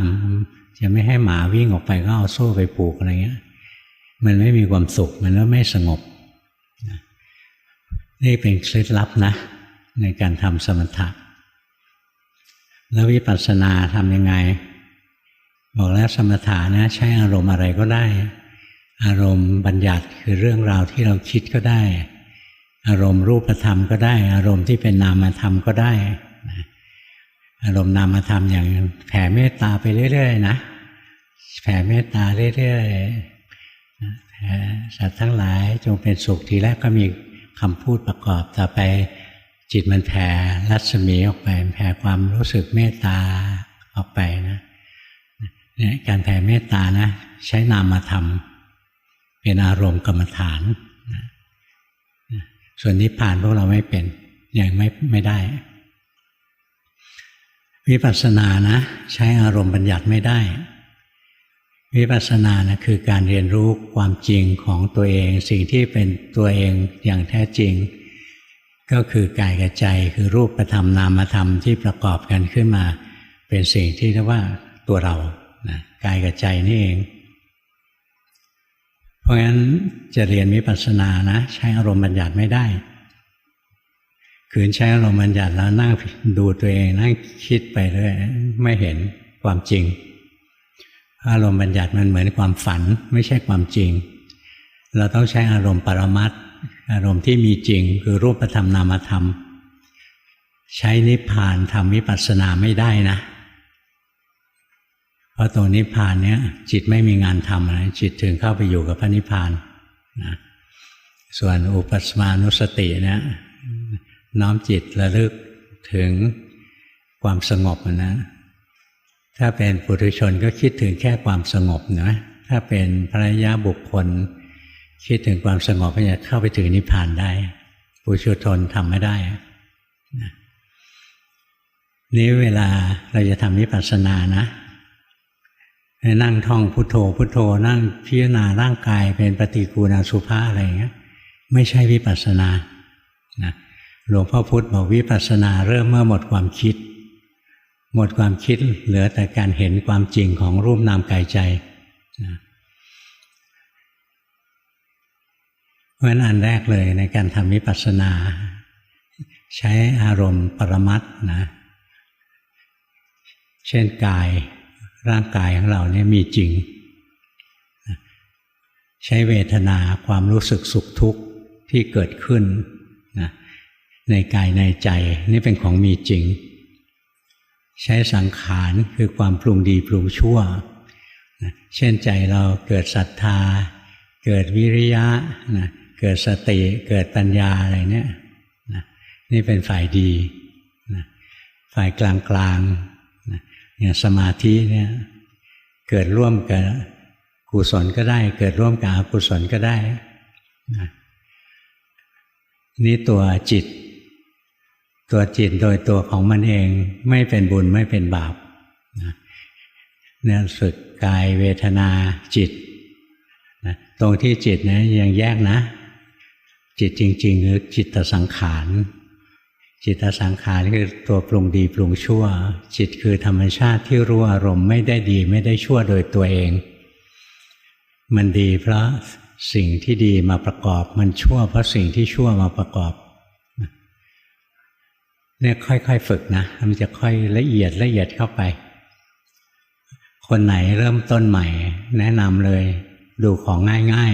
ๆนะจะทำวิปัสสนานะตัวที่ง่ายๆคือร่างกายเรารูปเป็นของที่หยาบที่สุดนะตัวสุดท้ายคือวิญญาณเป็นของที่ละเอียดที่สุดงั้นถ้ากำลังเราไม่พออยู่ๆจะไปดูจิตตัวจริงๆของจิตนะดูไม่ได้นะไม่มีอะไรให้ดูหรอกนะเพราะฉะนั้นตัวจิตจริงๆดูไม่ได้แต่มันลดระดับลงมาดูตัววิญญาณได้วิญญาณคืออะไรคือจิตที่เกิดทางตาหูจมูกลิ้นกายใจตรงนี้เราจะเห็น จิตเกิดดับทางตาหูจมูกลิ้นกายใจแต่ละเข้าไปถึงตัวจิตจริงๆนะดูยากที่สุดเลยมันไม่มีร่องรอยอะไรเลยมันคือความรับรู้อารมณ์แต่ถ้าบอกรับรู้อารมณ์ทางตาเนี่ยจิตไปรู้รูปอะไรเงี้ยยังพอสังเกตง่ายเนี่ยตัวจิตเป็นตัวที่ละเอียดนะดูยากเพราะงั้นเราก็เริ่มจากตัวที่เราทำได้คนไหนหัดใหม่ๆนะแนะนำให้ดูกายไว้นะทำกายานุปัสสนาสติปัฏฐานเห็นร่างกายหายใจออกเห็นร่างกายหายใจเข้าเห็นไปเรื่อยๆไม่ได้มุ่งที่ความสงบแต่มุ่งที่จะให้เห็นว่าร่างกายเนี้ยไม่ใช่ตัวเราไม่เที่ยงเป็นทุกข์ไม่ใช่ตัวเรานะคนละวัตถุประสงค์กันสมถะทำไปให้จิตอยู่ที่เดียวไม่ไปไหนวิปัสสนาทำไปเพื่อให้เกิดปัญญาสมถะทำไปเพื่อให้มีสมาธิวิปัสสนาทำไปเพื่อให้มีปัญญานี้จิตจะเดินปัญญาได้จิตต้องมีสมาธิที่ถูกต้องนะคือมีความตั้งมั่นไม่ใช่แค่สงบต้องตั้งมั่นด้วยนี่เวลาก่อนที่เราจะเจริญปัญญาได้ต้องมาฝึกจิตซะก่อนงั้นบทเรียนที่พระพุทธเจ้าสอน3 บทเรียนเราต้องเรียนอาทิศีลสิกขาอาทิจิตสิกขาอาทิปัญญาสิกขาถ้าเรียนภาคปริยัตินะอย่างศีลมีศีลธรรมดามีจุลศีลมีมหาศีลโอ้ยมีรวมแล้วเป็นร้อยข้อมั้งนะแต่ในภาคปฏิบัติเราไม่เรียนศีลมากขนาดนั้นหรอกเราเรียนแค่นิดเดียวนะมีสติรู้เท่าทันจิตตัวเองไว้กิเลสอะไรเกิดก็รู้ทันไปกิเลสครอบงำจิตไม่ได้ไม่ผิดศีลแล้วศีลสำคัญก็ศีล5 ข้อนั่นแหละมันจะไม่ผิดศีลแล้วคนทำผิดศีลเพราะกิเลสมันครอบงำจิตได้เพราะฉะนั้นมีสตินะรักษาจิตดูแลจิตไปกุศลเกิดก็รู้อกุศลเกิดก็รู้สุขทุกข์เกิดก็รู้ไปเรื่อยๆแล้วศีลอัตโนมัติของเราจะเกิดขึ้นแล้วการที่เราคอยรู้เท่าทันจิตใจตัวเองอย่างจิตมันฟุ้งซ่านรู้ว่าฟุ้งซ่านความฟุ้งซ่านจะดับจิตจะสงบลงมาเองแล้วไม่ใช่สงบธรรมดานะถ้าสงบโดยประกอบด้วยสติอย่างเนี้ยสติรู้สภาวะแล้วสงบลงมาเนี้ยไม่สงบอย่างเดียวแต่จะถึงขนาดตั้งมั่นด้วยนะอย่างถ้าเราใจเรานั่งสมาธิอยู่พุทโธพุทโธจิตหลงไปคิดนะมีสติรู้ทันว่าจิตมันหลงไปคิดนะจิตที่หลงไปคิดคือจิตฟุ้งซ่านจะดับทันทีที่สติไปรู้ว่าความฟุ้งซ่านดับจิตตั้งมั่นก็จะเกิดขึ้นแทนที่เวลาเราโกรธเรามีสติรู้ความโกรธจะดับจิตตั้งมั่นจะเกิดขึ้นมาแทนที่จิตโกรธนะเพราะฉะนั้นจิตที่ตั้งมั่นเนี่ยเกิดจากสตินะมีสติรู้สภาวะที่กำลังเป็นอยู่และจิตจะตั้งมั่นอัตโนมัตินะไม่ยากหรอกอีกแล้วไม่ยากอีกแล้วนะแต่ก่อนจะไม่ยากนะเราต้องอ่านใจตัวเองไปเรื่อยๆอ่านใจตัวเองนะกิเลสมารู้ทันก็ไม่ผิดศีลต่อมากิเลสมาอีกรู้ทันไปเรื่อย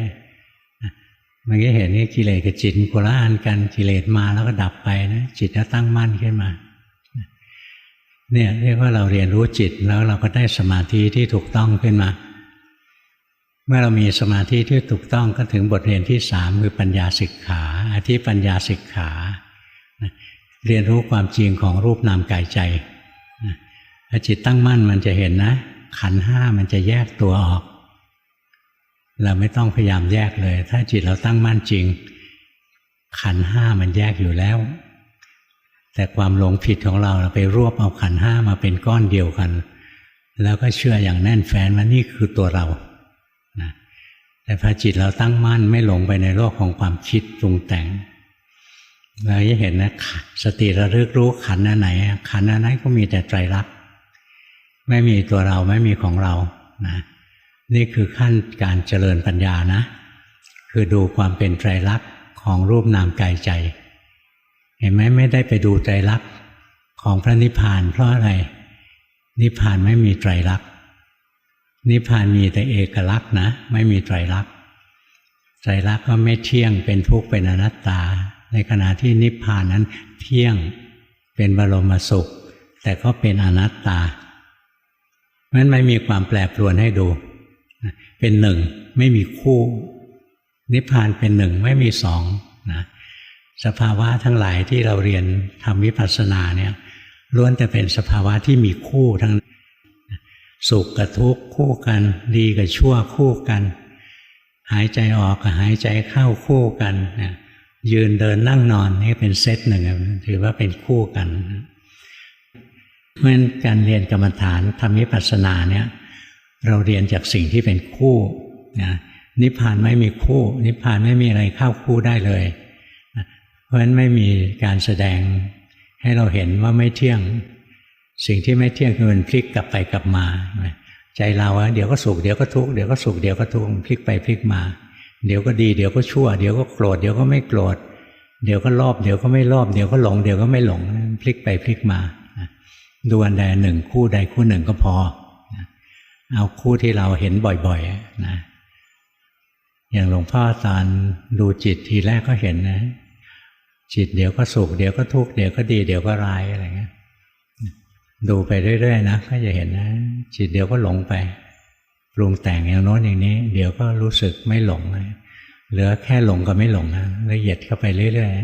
ๆนิดเดียวหลงไม่หลงหลงไม่หลงระหว่างหลงกับไม่หลงนะมีเส้นขั้นบางๆบางเฉียบเลยนิดเดียวเองระหว่างหลงกับไม่หลงนะห่างกันนิดเดียวเองเนี่ยเราเรียนวิปัสสนานะเราจะเรียนจากสภาวะธรรมจริงคือรูปธรรมนามธรรมแล้วเรียนสภาวะธรรมที่เป็นคู่นิพพานไม่มีคู่เอาทำวิปัสสนาไม่ได้นะใจไม่เห็นไตรลักษณ์วิปัสสนาต้องเห็นไตรลักษณ์เนี่ยจับหลักให้แม่นๆนะไม่งั้นเดี๋ยวเราก็นั่งคิดพิจารณาร่างกายแล้วบอกทำวิปัสสนาดูท้องพองหนอยุบหนอบอกทำวิปัสสนาไม่ได้ทำการที่บริกรรมพองหนอยุบหนอนั่นคืออารมณ์บัญญัติการที่เพ่งลงไปที่ท้องเห็นท้องพองท้องยุบนี่คือการเพ่งรูปเป็นการทำสมถะด้วยการใช้รูปเป็นอารมณ์ต้องเห็นไตรลักษณ์นะจะเห็นไตรลักษณ์ได้จิตเราต้องตั้งมั่นจิตที่ตั้งมั่นเป็นผู้รู้ผู้ตื่นผู้เบิกบานจิตตัวนี้ที่จริงก็คือจิตธรรมชาติดั้งเดิมนั่นเองจิตตัวนี้เรามีอยู่ทุกคนนะแต่เราหามันไม่เจอเพราะกิเลสมันเข้ามาครอบงั้นเราจะฝึกจิตนะสังเกตจิตตัวเองไปเรื่อยๆจิตปรุงดีก็รู้ปรุงชั่วก็รู้ปรุงสุขก็รู้ปรุงทุกข์ก็รู้ในสุดแยกได้ระหว่างจิตกับสิ่งที่ปรุงจิตค่อยๆแยกไปฝึกไปเรื่อยๆแล้วมันก็เหลือจิตที่ตั้งมั่นกับจิตที่ไม่ตั้งมั่นละเอียดเข้าไปจิตตั้งมั่นเป็นจิตผู้รู้ผู้ตื่นผู้เบิกบานทำไมเราต้องฝึกให้มาถึงจิตที่ตั้งมั่นเป็นผู้รู้ผู้ตื่นผู้เบิกบานเพราะจิตตัวนี้เราไม่ได้ไปปรุงแต่งมันขึ้นมาจิตที่ประภัสสรผ่องใสเหลืองครูบาอาจารย์วัดป่าเรียกว่าจิตผู้รู้เนี่ยไม่ได้เกิดจากการที่เราไปปรุงแต่งมันขึ้นมานะแต่มันเกิดจากเราไม่ได้ปรุงแต่งมันเราไม่ได้ไปปรุงมันเพราะเวลาเราทำกรรมฐานนะอย่าไปปรุงแต่งจิตเป็นยังไงรู้ว่าเป็นอย่างนั้นหัดรู้ไปเรื่อยๆต่อไปเราจะรู้จักจิตที่เราไม่ได้ไปปรุงแต่งมันแล้วตัวนี้สำคัญยังไงถ้าเราเข้าถึงจิตที่เราไม่ได้ไปปรุงแต่งแล้วเนี่ยต่อไปความปรุงแต่งอะไรแม้แต่เล็กน้อยผ่านเข้ามาสู่ความรับรู้จิตมันจะเห็นได้ชัดเจนเหมือนอย่างโต๊ะข้างหน้าหลวงพ่อเนี่ยนะมีของหลายอย่างนะกระติกน้ำขวดน้ำนาฬิกาแก้วน้ำมีไมโครโฟนมียาดมยาหม่องอะไรเนี่ยมีของเยอะแยะ เนี่ยถ้าจิ้งจกแอบมาซ่อนอยู่นะไม่เห็นนะจิตที่ถูกปรุงแต่งไว้ลุงลังนั่งบังคับตัวเองเพ่งจนเคร่งเครียดอะไรเนี่ยเราปรุงแต่งเรียบร้อยแล้วกิเลสแทรกมาไม่เห็นหรอกเหมือนโต๊ะที่รกๆอ่ะแต่ถ้าเรากวาดเรียบๆเลยนะขี้ฝุ่นเล็กๆตกลงมาเราก็เห็นแล้วงั้นการที่เราต้องฝึกจิตให้กลับเข้าไปสู่สภาวะดั้งเดิมของมันคือจิตที่ประภัสสรผ่องใสนะก็เพื่อเราจะได้รู้ทันเวลาความปรุงแต่งใดๆเกิดขึ้นเราจะเห็นความปรุงแต่งได้ชัดเจนแล้วเราก็จะเห็นนะความปรุงแต่งทั้งหลายไม่เที่ยงเป็นทุกข์เป็นอนัตตาความปรุงแต่งทั้งหลายไม่ใช่ตัวเราของเรา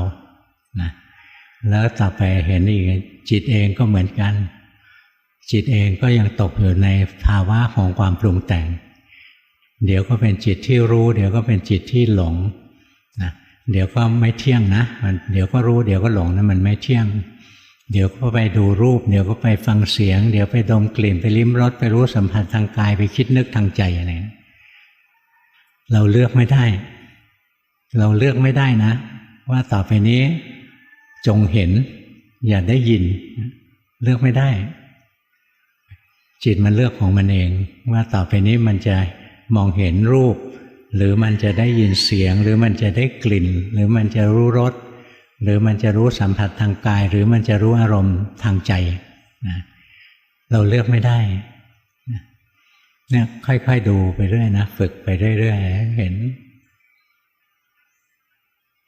ไล่จากของหยาบนะเข้าไปสู่ของละเอียดของที่ละเอียดที่สุดก็ตัววิญญาณ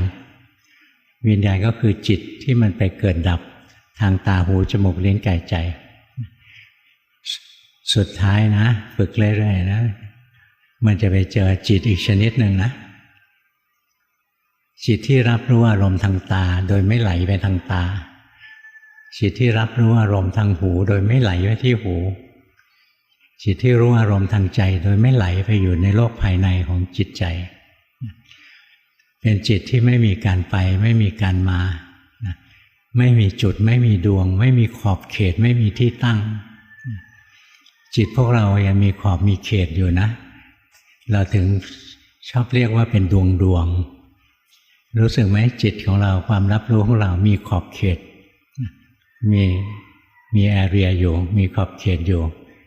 มีขอบเวลา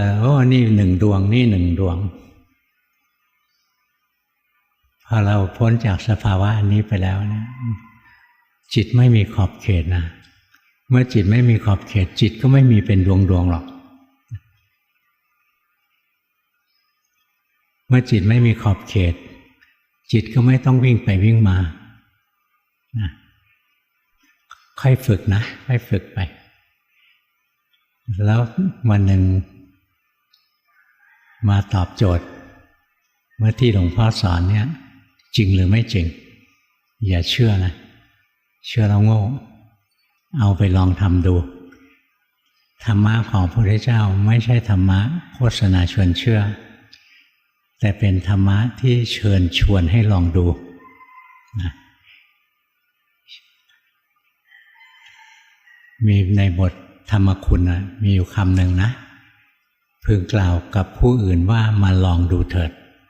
นะให้มาลองดูเพราะฉะนั้นหลวงพ่อไม่ได้เทศเนี่ยไม่ได้ให้เราเชื่อนะลองตอนนี้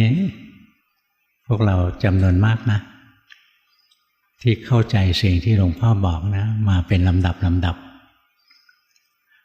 ย่างพวกเรารู้จักแล้วจิตที่ตื่นขึ้นมาเป็นไงจิตที่ตื่นคือจิตที่ตั้งมั่นหรือจิตที่ประภัสสรหรือจิตผู้รู้นั่นเองนะเมื่อเราลิ้มรสชาติของภาวะแห่งความตื่นรู้ขึ้นมาได้แล้วพวกเราที่จิตมันตื่นขึ้นมาแล้วก็เห็นสิ่งที่หลวงพ่อบอกคือเห็นขันธ์มันกระจายตัวออกแล้วก็เห็นขันธ์แต่ละขันธ์นะแสดงไตรลักษณ์ได้เนี่ยตอนนี้หลวงพ่อมีพยานมากมายในจุดเหล่านี้นะค่อยๆภาวนาไปแล้วดูซิที่พูดให้ฟังเนี่ยโกหกหรือเปล่า ลองดูกล้ารับคำท้าไหม แน่จริงลองมาพิสูจน์ดูสินะถ้าเชื่อก็โง่ถ้าไม่เชื่อก็ดักดานยังไม่ได้พิสูจน์ก็ไม่เชื่อซะแล้วนะไปลองนะวันนี้เทศให้ฟังเท่านี้ขอเบรกแป๊บหนึ่งคอแห้งพูดเยอะคอแห้งอะไรเขาเรียกอะไรนะเดี๋ยวเจ็บคอ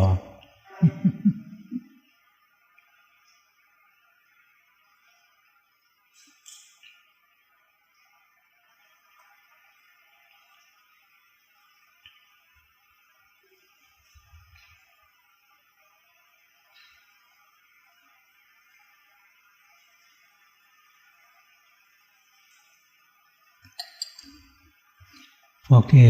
รอส่งกันบ้านทางซูมสังเกตในช่วงที่หลวงพ่อเทศจิตเราเป็นแบบหนึ่งตอนที่เราเตรียมส่งกันบ้านเนี่ยจิตเราก็เป็นอีกแบบหนึ่งพอจะดูออกไหมตอนนี้คล้ายๆเตรียมสู้แล้วทีแรกฟังไปเรื่อยๆคิดว่าหลวงพ่อไม่ได้มองสบายใจเข้าใจผิดแล้วนะจอเราอยู่ข้างหน้าหลวงพ่อนี้เห็นหน้าตลอดนะเบอร์หนึ่งปฏิบัติในรูปแบบทุกวัน 1-2 ชั่วโมงดูร่างกายนั่งร่างกายหายใจถ้าฟุ้งซ่านมากๆจะสลับไปพุทโธนับหนึ่งเมื่อจิตหลงไปคิดก็รู้ได้เร็วบ้างช้าบ้างเห็นว่าจิตหลงเกิดแล้วก็ดับบังคับไม่ได้ในชีวิตประจำวันมีสติรู้ตัวบ้างไม่ทราบว่า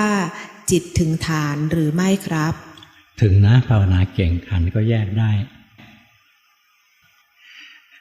แต่มันมีสภาวะหนึ่งก็คือเวลาเราตั้งใจปฏิบัตินะจิตมันจะผิดธรรมชาตินิดหนึ่งมันจะนิ่งๆทื่อๆไปนะสังเกตไหมจิตขณะนี้มันนิ่งอยู่นิดหนึ่งนะกล้าหน่อย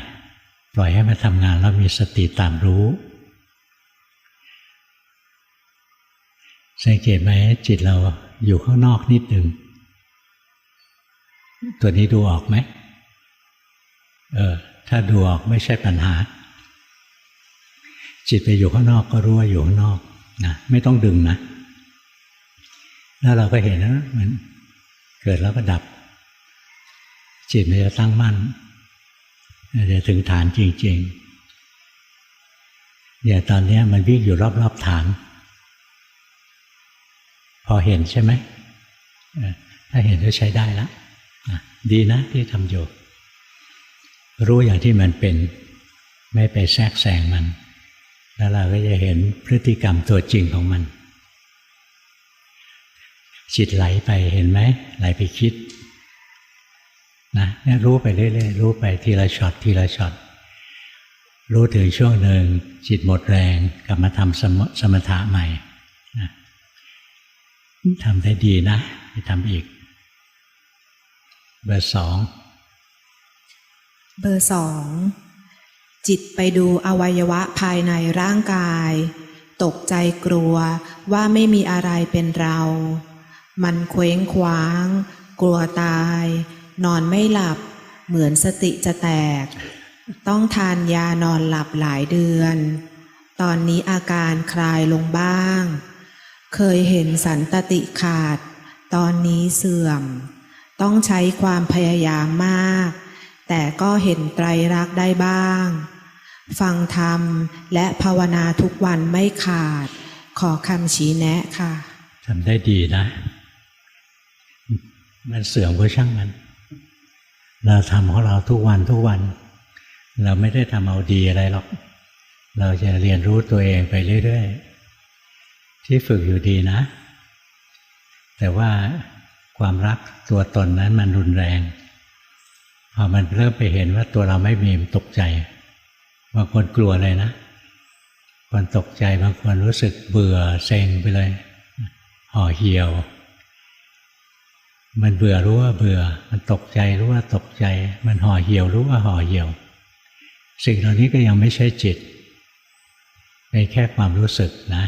ดูไปอีกในส่วนความรู้สึกเหล่านั้นกับจิตก็แยกออกจากกันจิตเป็นผู้รู้ผู้ตื่นผู้เบิกบานสะสมไปเรื่อยๆมันก็เกิดความกล้าหาญมากขึ้นมากขึ้นถึงจุดหนึ่งมันก็จะยอมรับความจริงได้ร่างกายไม่มีสาระแก่นสารอะไรเลยไม่ได้ของสวยของงามไม่มีตัวเราของเราเพราะน่าเก่งนะเบอร์2อะจิตถลำลงไปรู้สึกไหมจิตมันถลำลงไปในกายเวลาดูกายอย่าให้จิตถลำลงไปต้องดูด้วยจิตที่ตั้งมั่นเพราะฉะนั้นแรกๆนะหัดทำกรรมฐานอันหนึ่งนะจิตไหลไปไหลมาคอยรู้ทันไว้จิตมีกำลังแล้วดูกายแล้วจิตมันไหลเข้าไปในกายให้รู้ทันอีกในส่วนมันจะแค่สักว่ารู้ว่าเห็นไม่จมลงไปแล้วมันจะไม่กลัวหรอก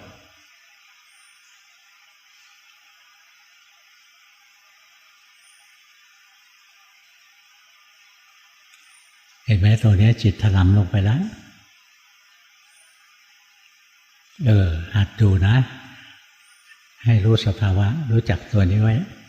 เวลารู้สภาวะแล้วจิตมันถลำลงไปดูนะให้รู้ทันตัวนี้นะรู้บ่อยๆจิตจะตั้งมั่นอย่างแท้จริงเบอร์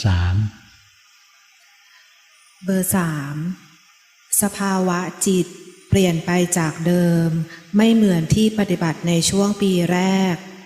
จุดที่หมุนสะเทือนที่หน้าอกเคยเกิดขึ้นมาแล้วหายไปอารมณ์เกิดโกรธดับที่ได้เร็วขึ้นกว่าเก่ามากขอคำแนะนำครับก็ทำไปอีกนะฝึกไปเรื่อยๆอย่าน้อมจิตให้มันไปติดนิ่งอยู่ตรงนี้นะถ้าต้องการพักผ่อนเข้าไปอยู่ตรงนี้ได้แต่อย่าให้จิตมันชินที่ไปอยู่ตรงนี้มันจะไม่เดินปัญญาเราจะนั่งเพ่งนิ่งๆ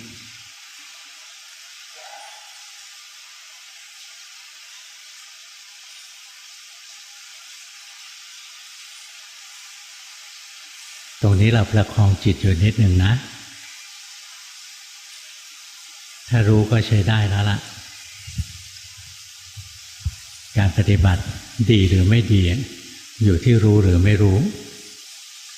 ถ้าจิตเป็นกุศลรู้ว่าเป็นกุศลดีจิตเป็นกุศลไม่รู้ว่าเป็นกุศลไม่ดีจิตเป็นอกุศลรู้ว่าเป็นอกุศลดีจิตเราออกนอกเนี่ยรู้ว่าจิตออกนอกดีอย่าน้อมจิตลงไปมันติดนะไม่เคยชินแค่น้อมเข้าไปสู่จุดนี้อย่าเข้าไปติดเสียเวลานะเข้าไปพักผ่อนได้พักพอสมควรแล้วถอยออกมาเราถึงจะเจริญปัญญาต่อได้ถ้ามันจมลงไปนิ่งอยู่ตัวนั้นไม่เดินปัญญานะเบอ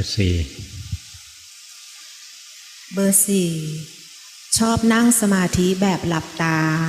แต่บ่อยครั้งจะเพ่งขึ้นมาทำให้เกิดอาการแน่นๆบริเวณดวงตาหลังจากนั้นต้องลืมตาแล้วนั่งผ่อนคลายแทนทำให้การนั่งสมาธิไม่ต่อเนื่องขอคำแนะนำวิธีการปฏิบัติแบบผ่อนคลายค่ะอย่าหาเลยนะไม่ต้องไปหาหรอกอยู่กับปัจจุบันไป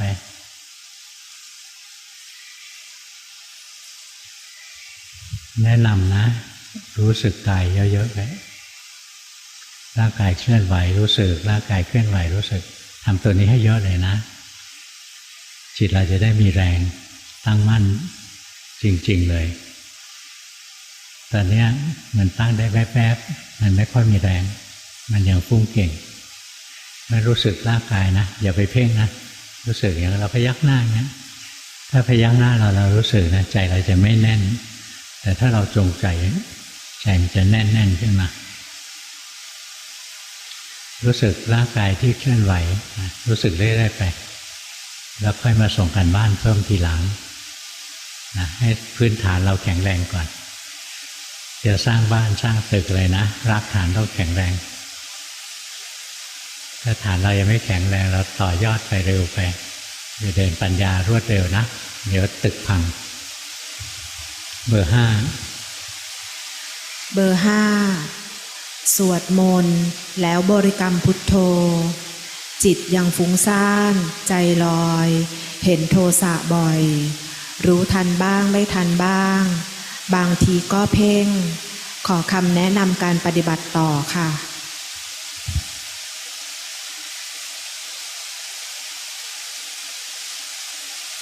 ถอยออกมาจากตรงนี้นะ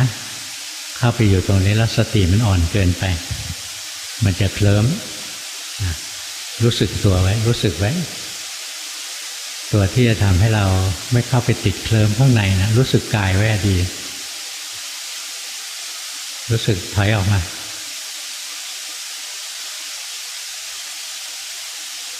เห็นไหมร่างกายหายใจ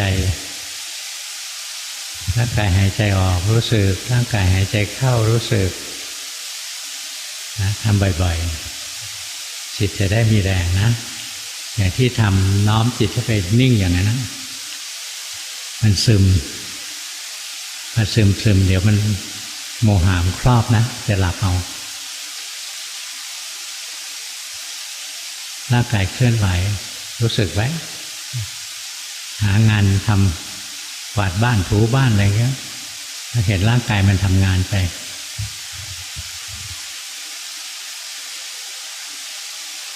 เบอร์ 6จุดอ่อนของเบอร์ 6ก็อย่าคิดเยอะนะคิดเยอะไม่ดีช่วงที่ผ่านมามีความทุกข์ใจ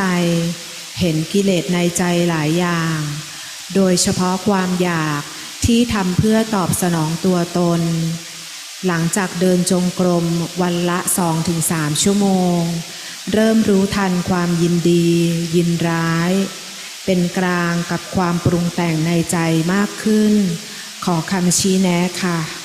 ภาวนาดีนะใช้ได้ทำอีก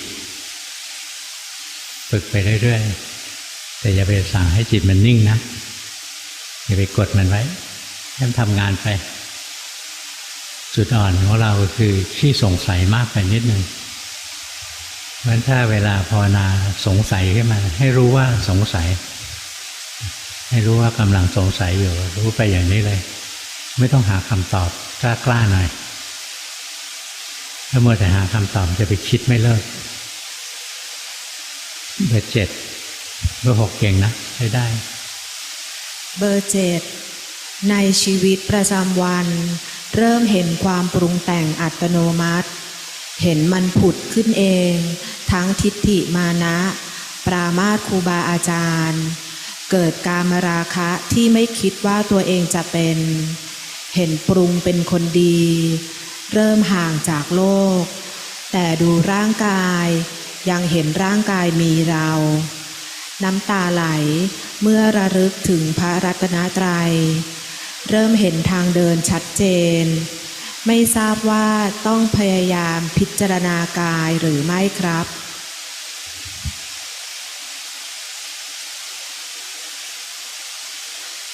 รู้สึกนะรู้สึกเราในกายไปเรื่อยๆไม่เสียหายอะไรการคิดพิจารณาเนี่ยเป็นการกระตุ้นเป็นการฝึกให้หมายรู้ความเป็นไตรลักษณ์ของกาย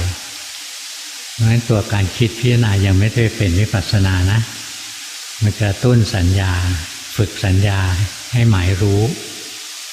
ทำแล้วดีไหมดีทำไม่เป็นไรใช้ได้สิ่งที่ต้องระมัดระวังนะ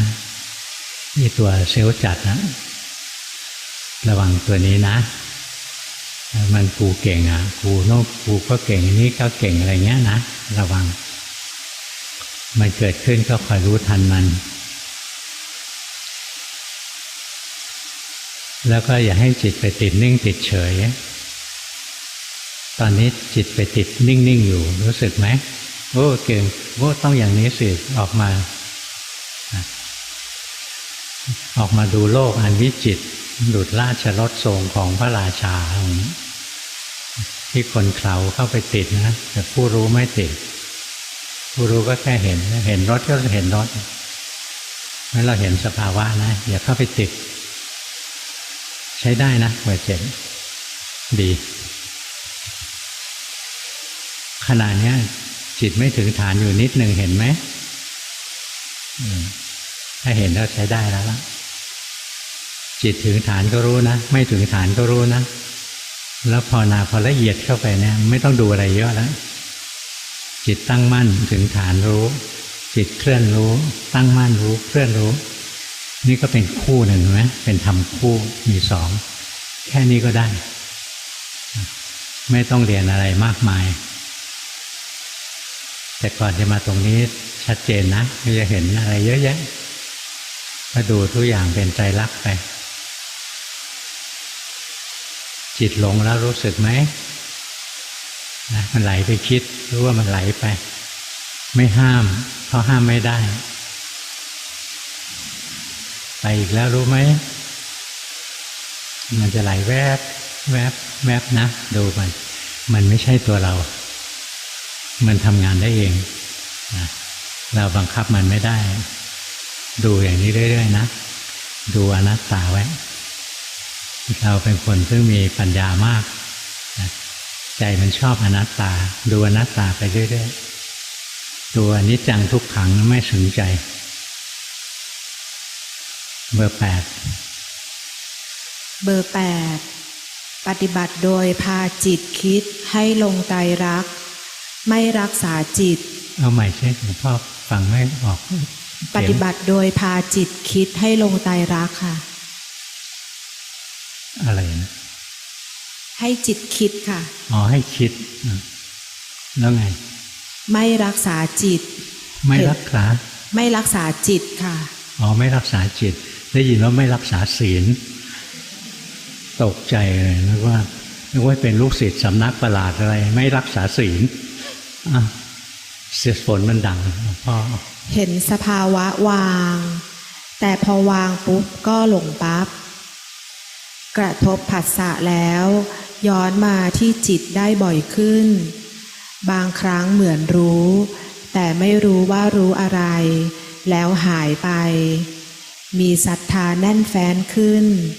เห็นการปรุงและเวทนาตื่นมากลางดึกเห็นสัญญาหายสั่งกายไม่ได้แล้วเห็นโทสะยอมรับจิตและการทำงานของจิตกราบขอคำชี้แนะค่ะดูไปตามธรรมดานะใจเย็นๆไม่คาดหวังอะไรทั้งสิ้นอยู่กับปัจจุบันไว้แล้วมันจะก้าวหน้าไปได้เร็วอย่ามุ่งมั่นเกินไปนะเอาจริงเอาจังนะมันจะเครียดนะมีชีวิตอยู่กับปัจจุบันไปแค่นี้พอละอย่าน้อมจิตให้มันเบลอๆลงไปนะคนส่วนใหญ่เวลาภาวนาอยากให้จิตสงบอะไรเนี่ยจะเป็นน้อมให้มันเบลอจิตที่เบลอๆไม่ใช่จิตสงบนะมันโมหะมันครอบ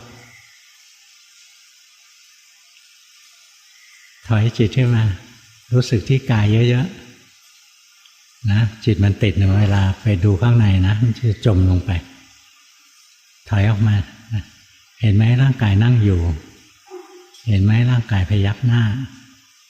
เนี่ยรู้สึกตรงนี้เยอะๆนะจิตมันจะมีแรงแล้วตั้งมั่นได้จริงๆไม่งั้นปัญญามันจะล้ำไปเพราะสมาธิเราจะยังไม่ค่อยพอนะรู้สึกอยู่ในอารมณ์เดียวเนี่ยรู้สึกกายไปเรื่อยๆจิตมันจะมีกำลังขึ้นมาการเดินปัญญานะเราไม่เดินเยอะหรอกถ้าจิตมีคุณภาพนะเดินปัญญานิดเดียวก็เข้าใจแล้วไม่ต้องรู้อะไรมากรู้ปัจจุบันไว้มีอะไรเกิดในร่างกายรู้สึกมีอะไรเกิดในจิตใจรู้สึกไปนะไม่แทรกแซงไม่บังคับนะ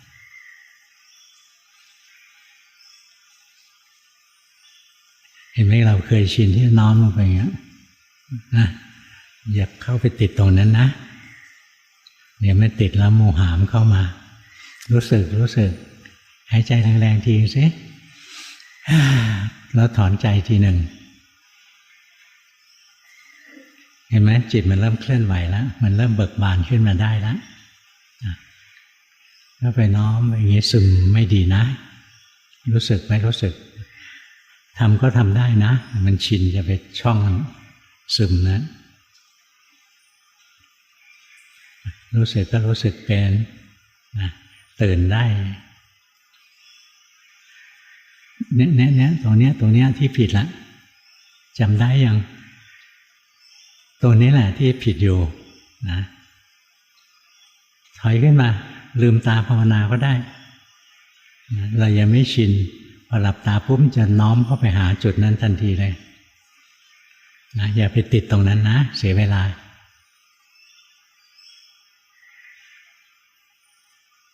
เมื่อก่อนญาติโยมบอกว่าอยากฟังหลวงพ่อตรวจกันบ้านแต่ก่อนหลวงพ่อตรวจกันบ้านแบบหนึ่งนะเดี๋ยวนี้ภาวนาเก่งๆหลวงพ่อตรวจอีกแบบหนึ่งซึ่งเราฟังแล้วไม่รู้เรื่องหรอกเราไม่รู้ว่าเขากำลังทำอะไรอยู่เวลาเราภาวนาไปเรื่อยๆนะอีกหน่อยมาส่งกันบ้านนะเราก็จะส่งแบบสไตล์อย่างเนี้ยเป็นเรื่องเฉพาะตัวเป็นเรื่องเฉพาะตัวแต่ก่อนส่งกันบ้านยุคแรกๆพวกเรายังอ่อนหัดอยู่เวลาตรวจกันบ้านหลวงพ่อจะบอกหลักให้ด้วยสอนหลักเพิ่มเข้าไปตอนนี้ไม่ได้บอกหลักแล้วเป็นเรื่องเฉพาะตัวแล้วอีกหน่อยพวกเราก็มาตรงนี้นะตั้งใจภาวนาเข้าวันนี้เท่านี้แหละฝนหยุดพอดีเชิญกลับบ้านกรุงเทพน้ำท่วมแล้วเนี่ยเขาไม่รู้จักเล่นเพลงเรือจะได้มีความสุขนะเราลอยมาเลยนะนั่นเพลงพวงมาลัย